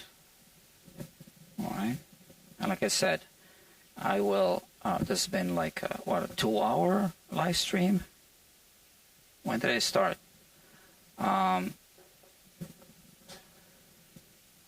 So now I'm checking more frequently, right? Because I'm really approaching that point.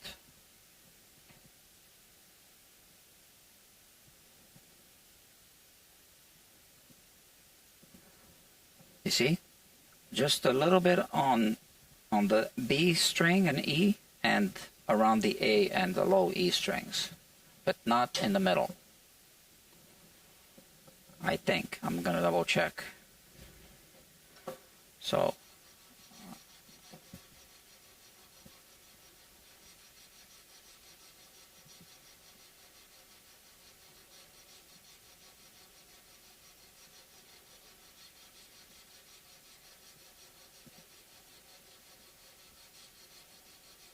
yeah, what do you do with old ivory? If it's already there, right?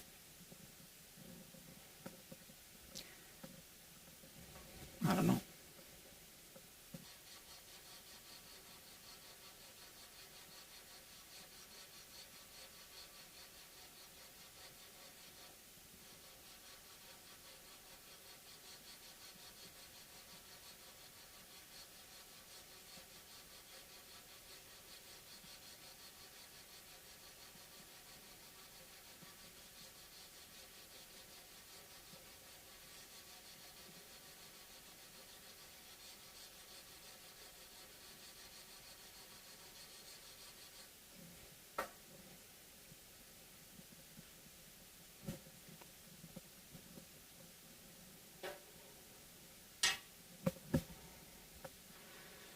Come on, let's hope that this is it. I think so. Just a little bit on around the high E.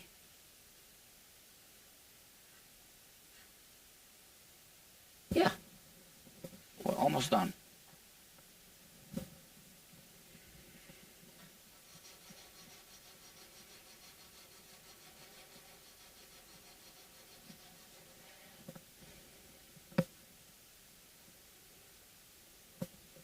There's change of viewing angle.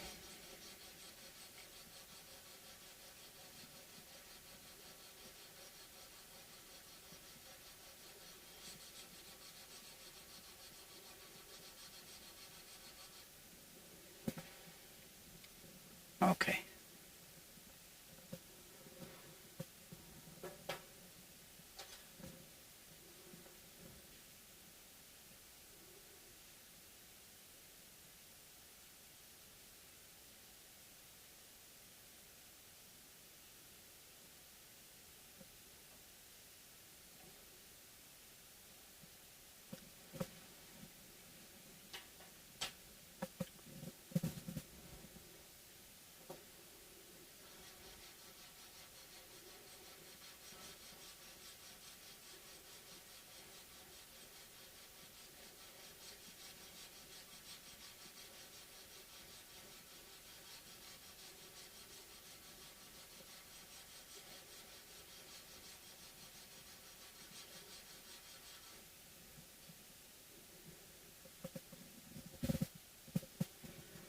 And once we're done with this section, we need to do the follow-away just to make sure there are no uneven frets. But the follow is already there, so that's going to be a quickie. Just a little bit more.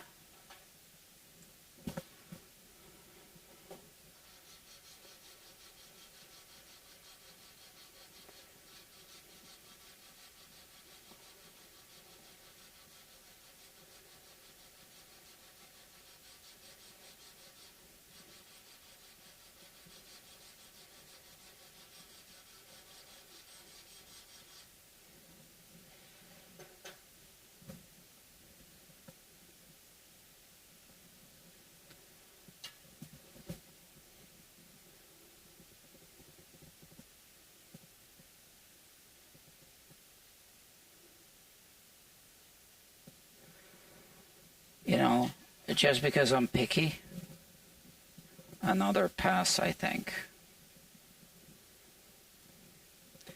One more pass. I guess it depends how many strokes.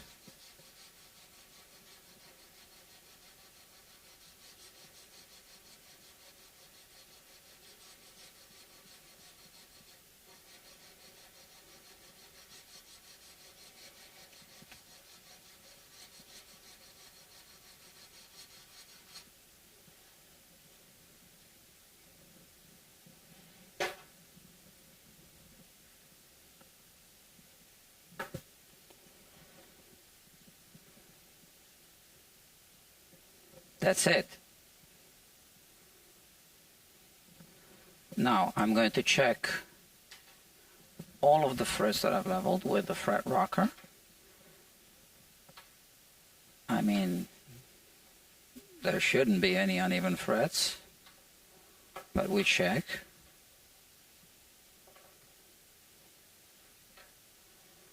How could there possibly be any? Okay, and now I finish off. So this was the coarse side. And now this is the fine side. So here I do a little bit of crisscrossing.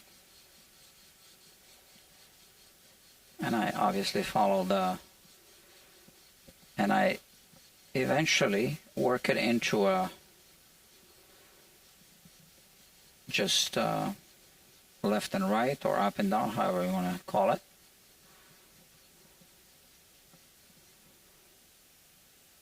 And that gives it a nice shine.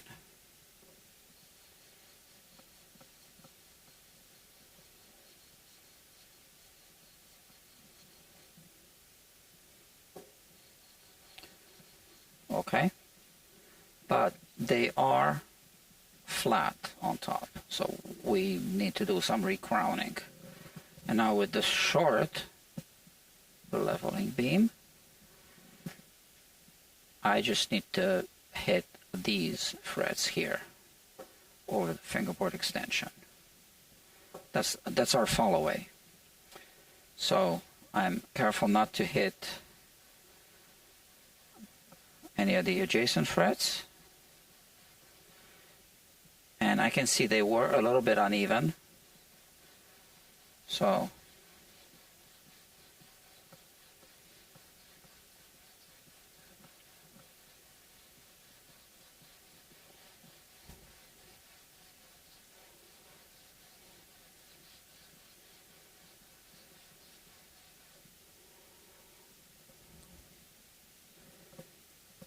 they are a little bit uneven. I do need to spend a little time here. I basically have a few low spots that I need to take down.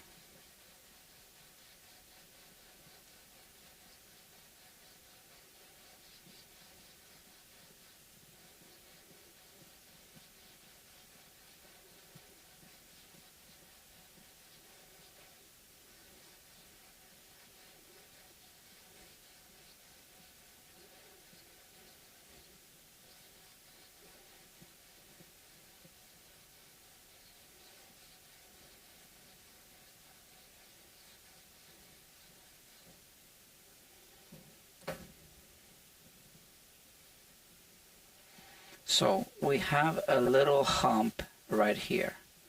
And these two frets, I'm not sure which frets they are because I don't see any dots anymore. They are low. So we can't leave it like that.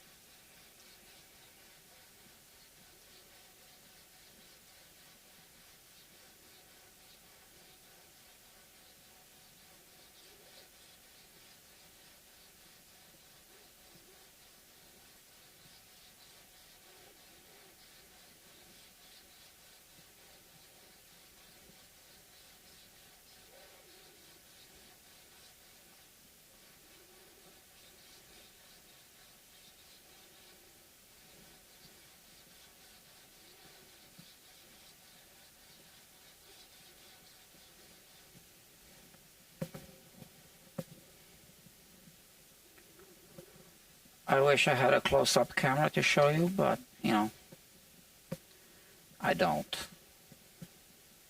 Maybe a gooseneck camera would help.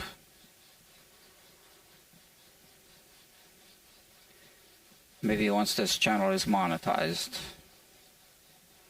Oh yeah, so it's not monetized, but you can click the link below that says buy me a coffee. That helps. And thank you if you do.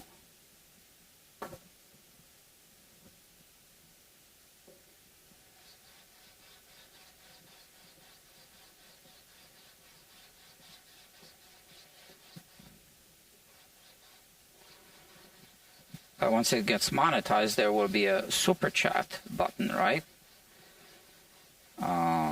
And a super thanks button and all that stuff.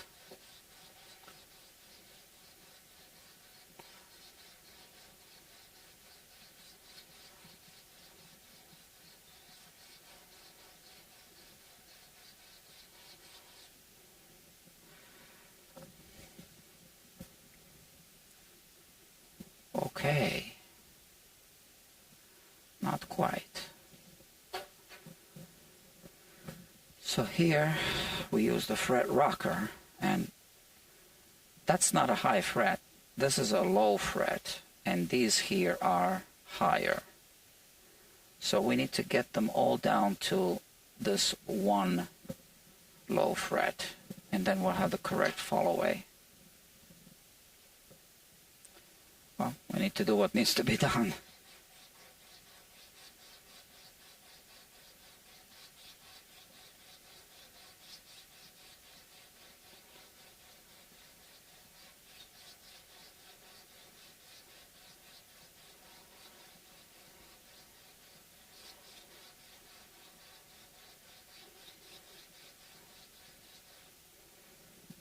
Yeah.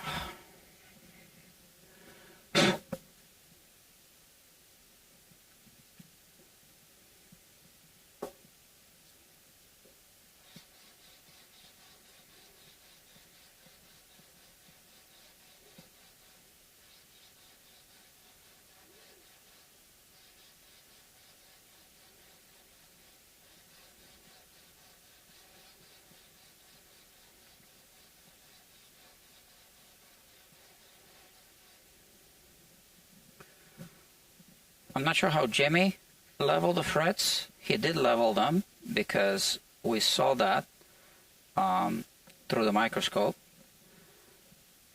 All of them were leveled and crowned. I think he had some kind of three-corner file to crown them. I'm not sure how he leveled them. Where's my thing? Here. And I'm not sure if he had the equivalent of a fret rocker to check or what. He must have had something. But that one fret is low. And that's the thing, with the low fret, you need to level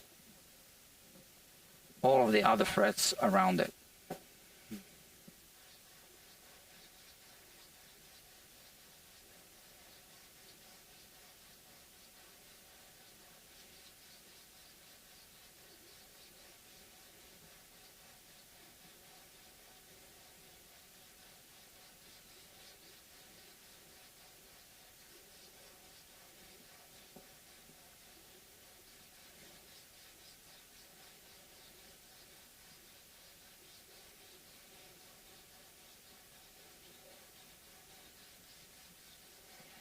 So I can tell it's slow because I marked them off with a red marker. And that's not the only one. The one next to it is also low right here on the base side. So are both of them at the same height? I don't know.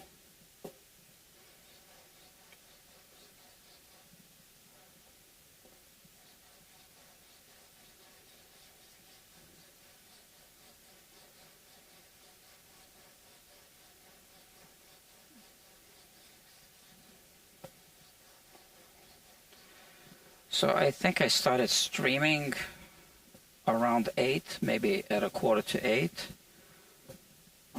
So I think I've been streaming for 2 hours and 20 minutes maybe.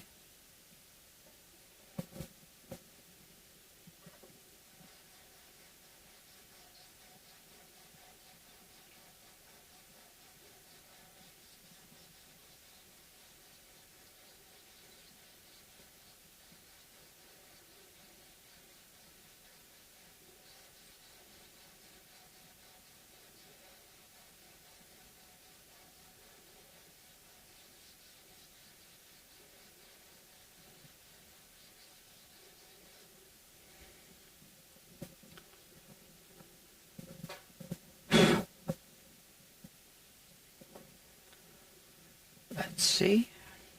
Well, I can still see red, so, but, yeah.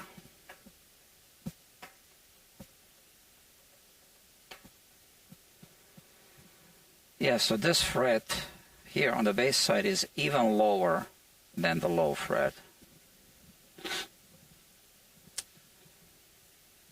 Well,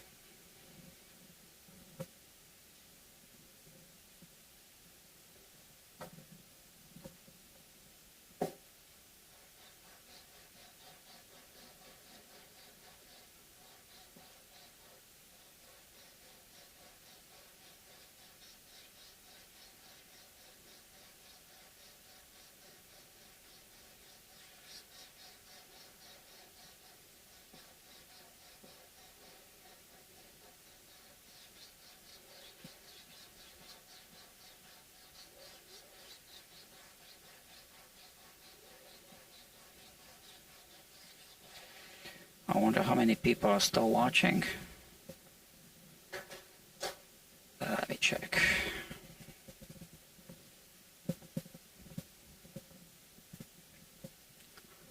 Oh, I do have an audience. 6 people watching. Lots of comments. I cannot read them.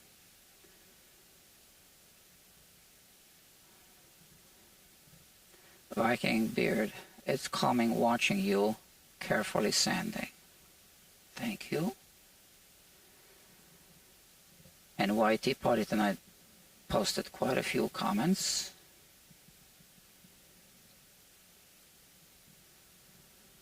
Yeah, sorry, I would love to read this and participate. I just need to get this done. So, but thank you for your chats.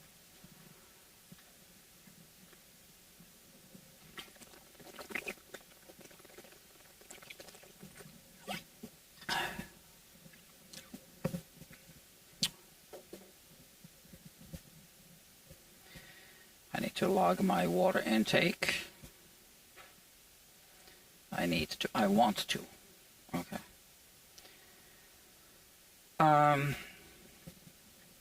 Let me think here.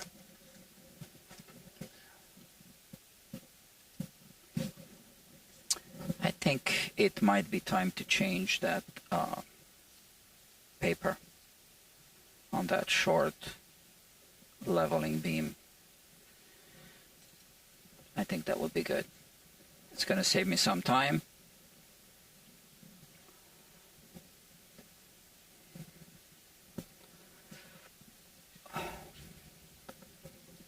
See, I'm switching with my phone.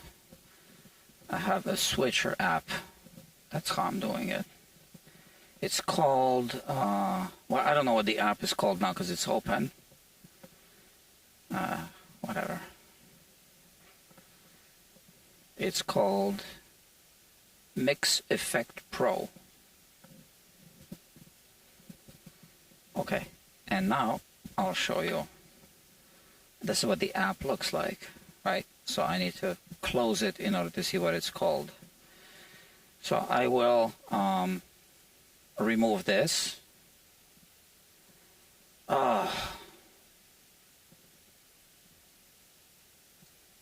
Yeah.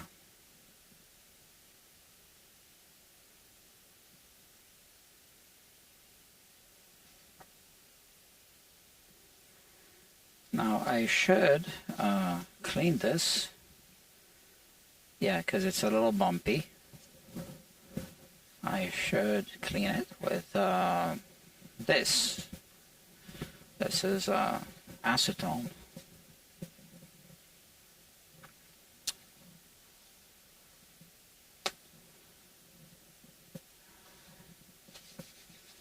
Yeah, my hands are dusty. Now, I would normally go wash my hands, but that's all the way in the back. And I'm live streaming, so this will do.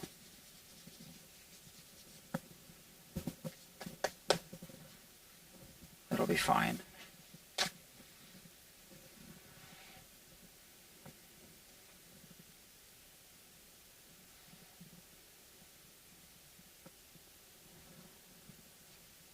Okay, I hope I don't pass out from the fumes.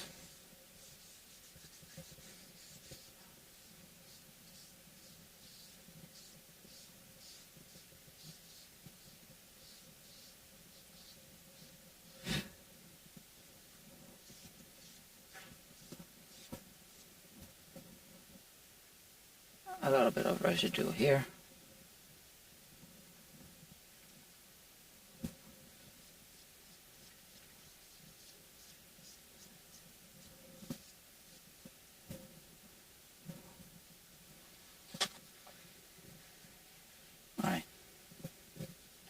I just bought this. I've been meaning to buy this for ages. It's expensive. It's a neck rest from Stumac. I did make one. I do have one that I made for smaller, much smaller guitars. Because I used to build fractional size guitars. I'll make some videos about that. And I made one of those neck rests for those guitars specifically. It took me forever to make one, so I've been meaning to make two. This is the electric guitar size. There's an acoustic guitar size which is a bit bigger in diameter. So I've been meaning to make them to avoid having to buy them, but I just don't have the time.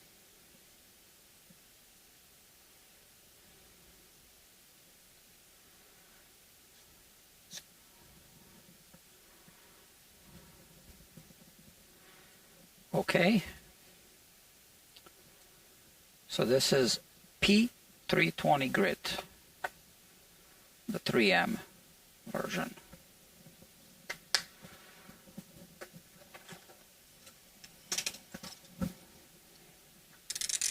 So when you cut, don't push, just lightly.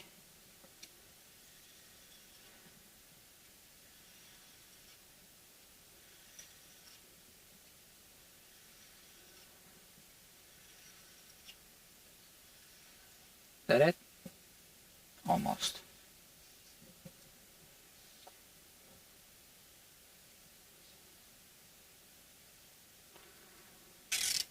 Okay, so hopefully this should now save me some time on the neck jig. Let's hope so. Let's go back to work.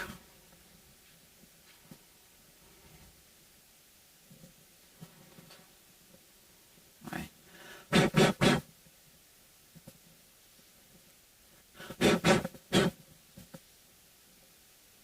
Yeah.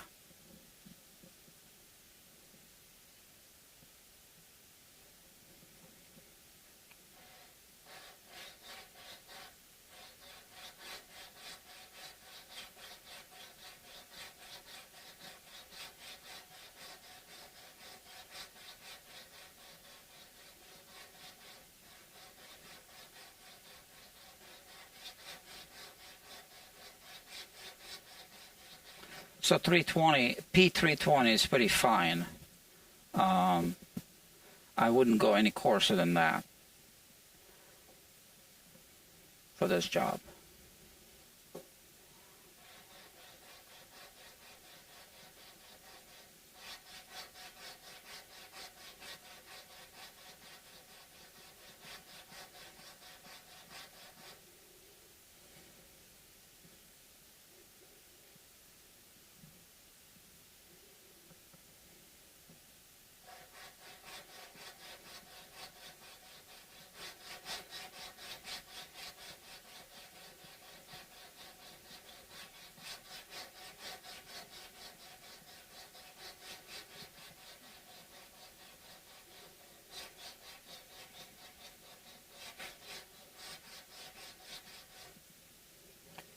Okay.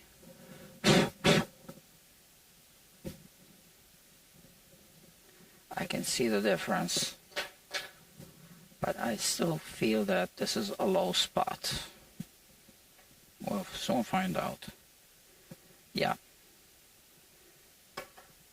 And still this is a low spot. Yeah. Okay.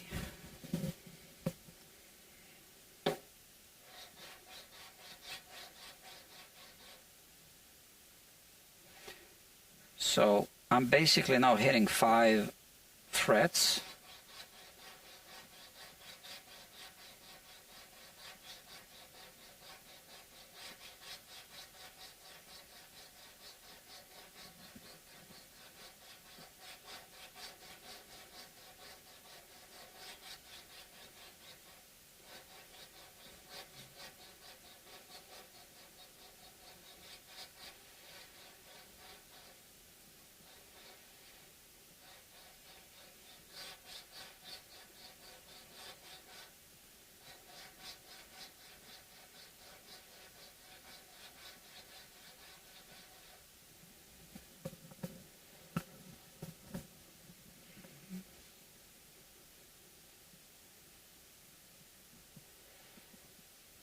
It's starting to look flat,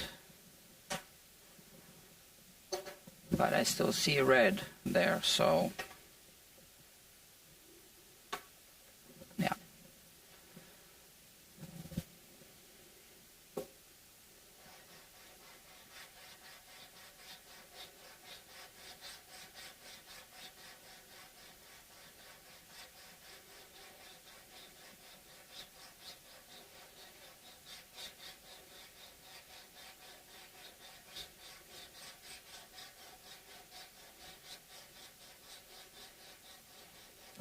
And you can see that I'm actually leaning against this mech jig.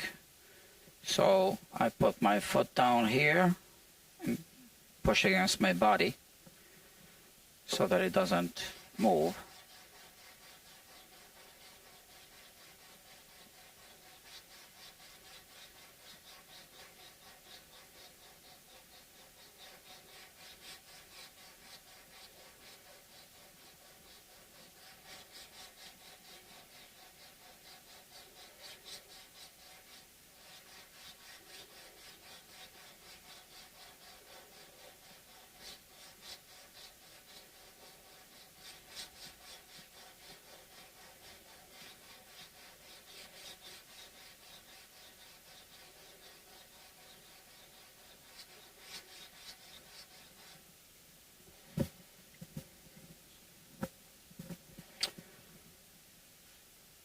Okay.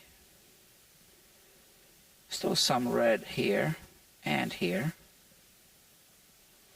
So I don't think I need to use the fret rocker. Obviously it's still red.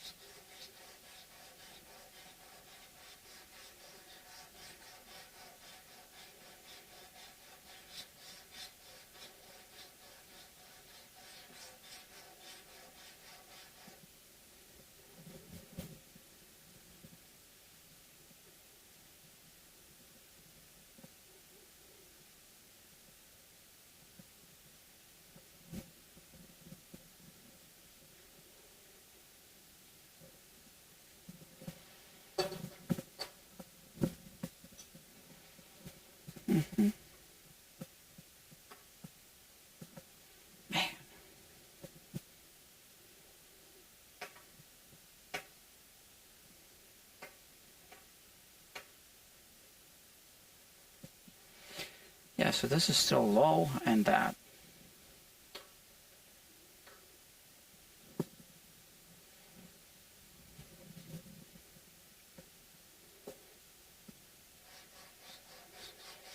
I thought this was going to be quicker, but, you know, I had no idea how uneven. Well, I mean, there's just two spots that are throwing me off, so.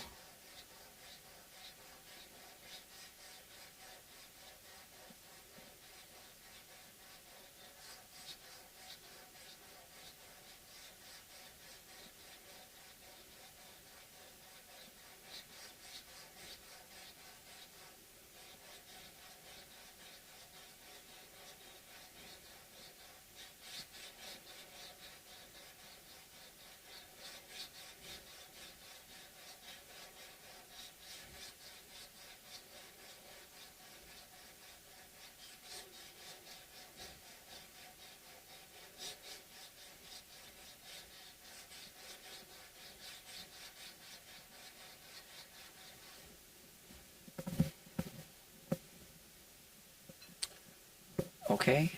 I should be able to detect a difference now with the fret rocker.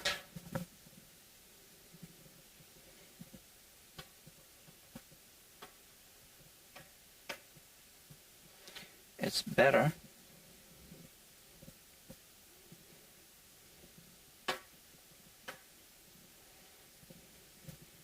Okay.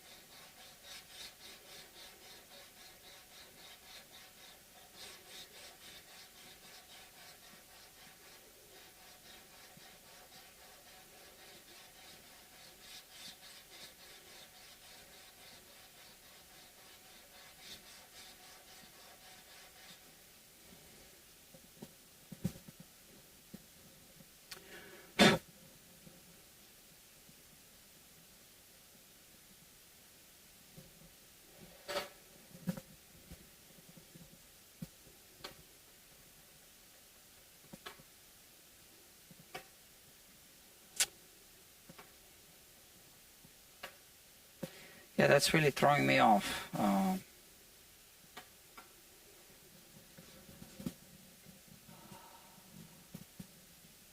Honestly, it's quite a lot. I wonder how much material I still need to remove.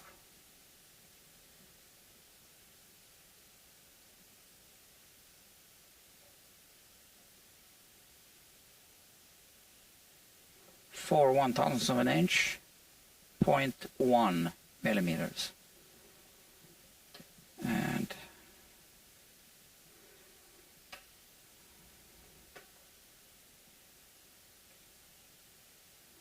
same thing on this one.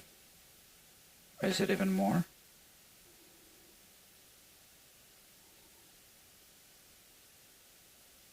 It isn't quite it is kind of 5/1000ths, 0.13 millimeters.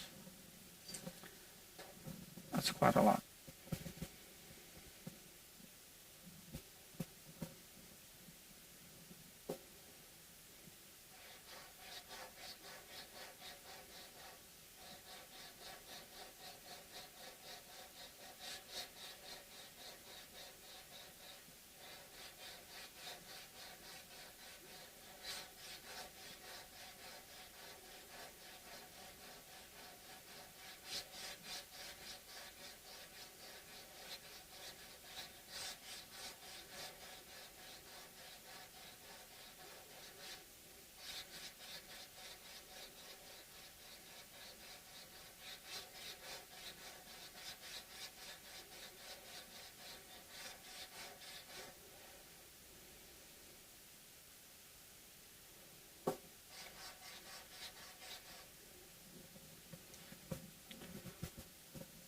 Let's do another quick test.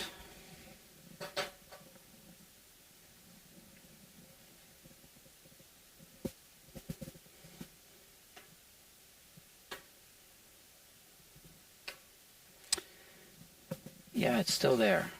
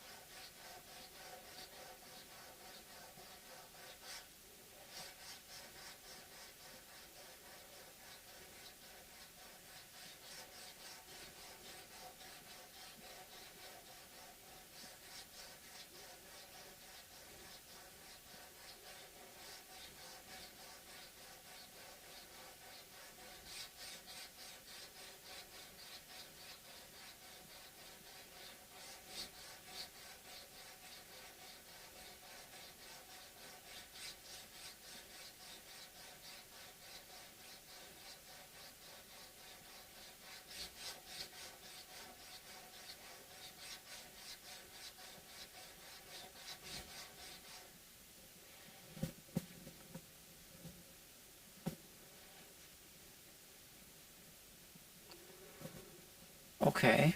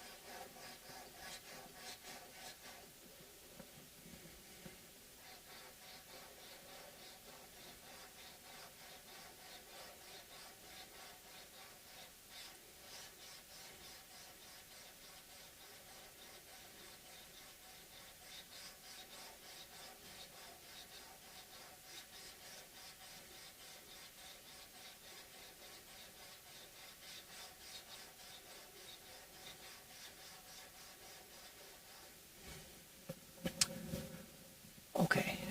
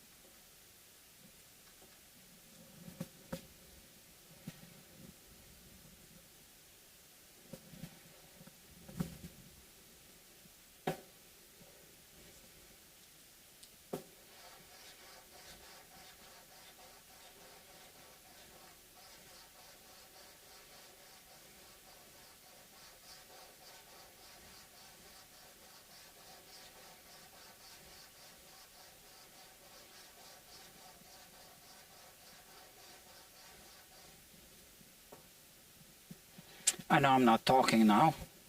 I'm thinking.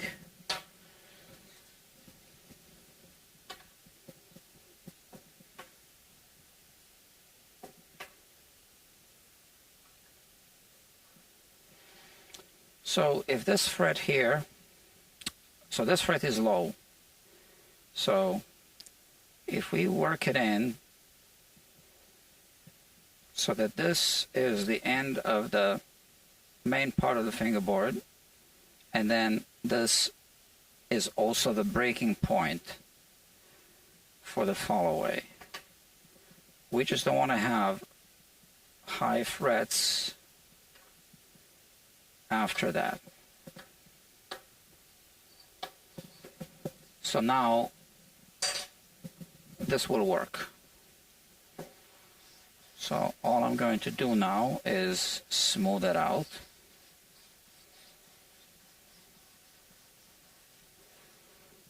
I flipped it, right?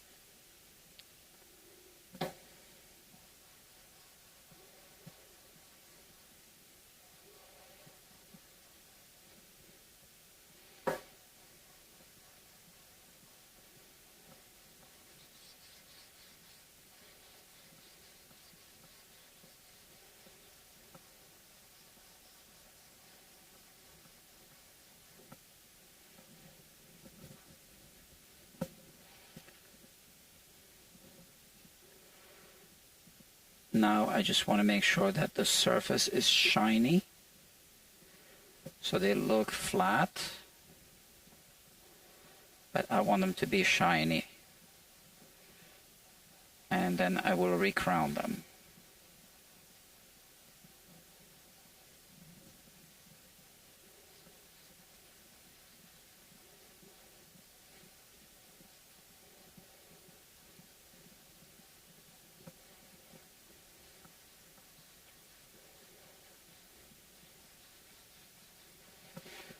All right.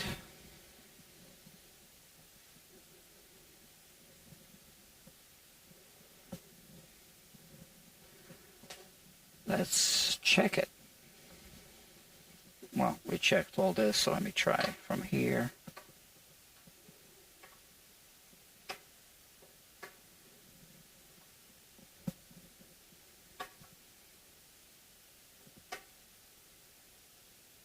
So that's the breaking point.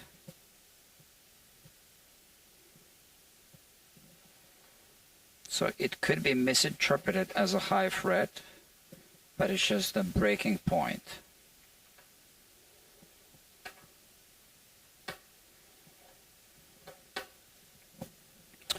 Right? How do I explain this? We have this part of the fretboard leveled and this part leveled, and they don't meet like this. There's a breaking point like this. So now this fret is the breaking point, and if you put a fret rocker on top of it, it could be misinterpreted as a high fret. But we just have a breaking point and a follow away. We just need to follow the board.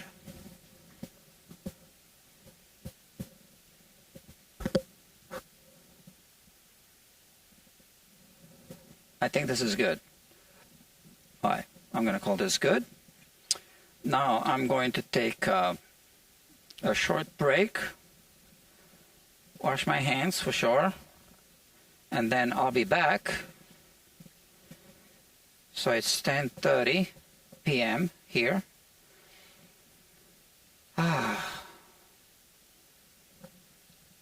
Montgomery Weird, last comment here. Outstanding. I've watched all 4 parts. This is the first time, this first one I'm catching live. Well, I'm happy to see you here. Thank you so much for this nice comment. Actually 5 of you watching. One of the 6, viewers is my phone. Thank you. I will take a short break, a really short break this time, and I will be back after the short break. We'll do some recrowning of the frets. I will be doing that on the neck jig, I think. All right, thank you very much. And now let's switch to this, and I'll see you soon. Thank you.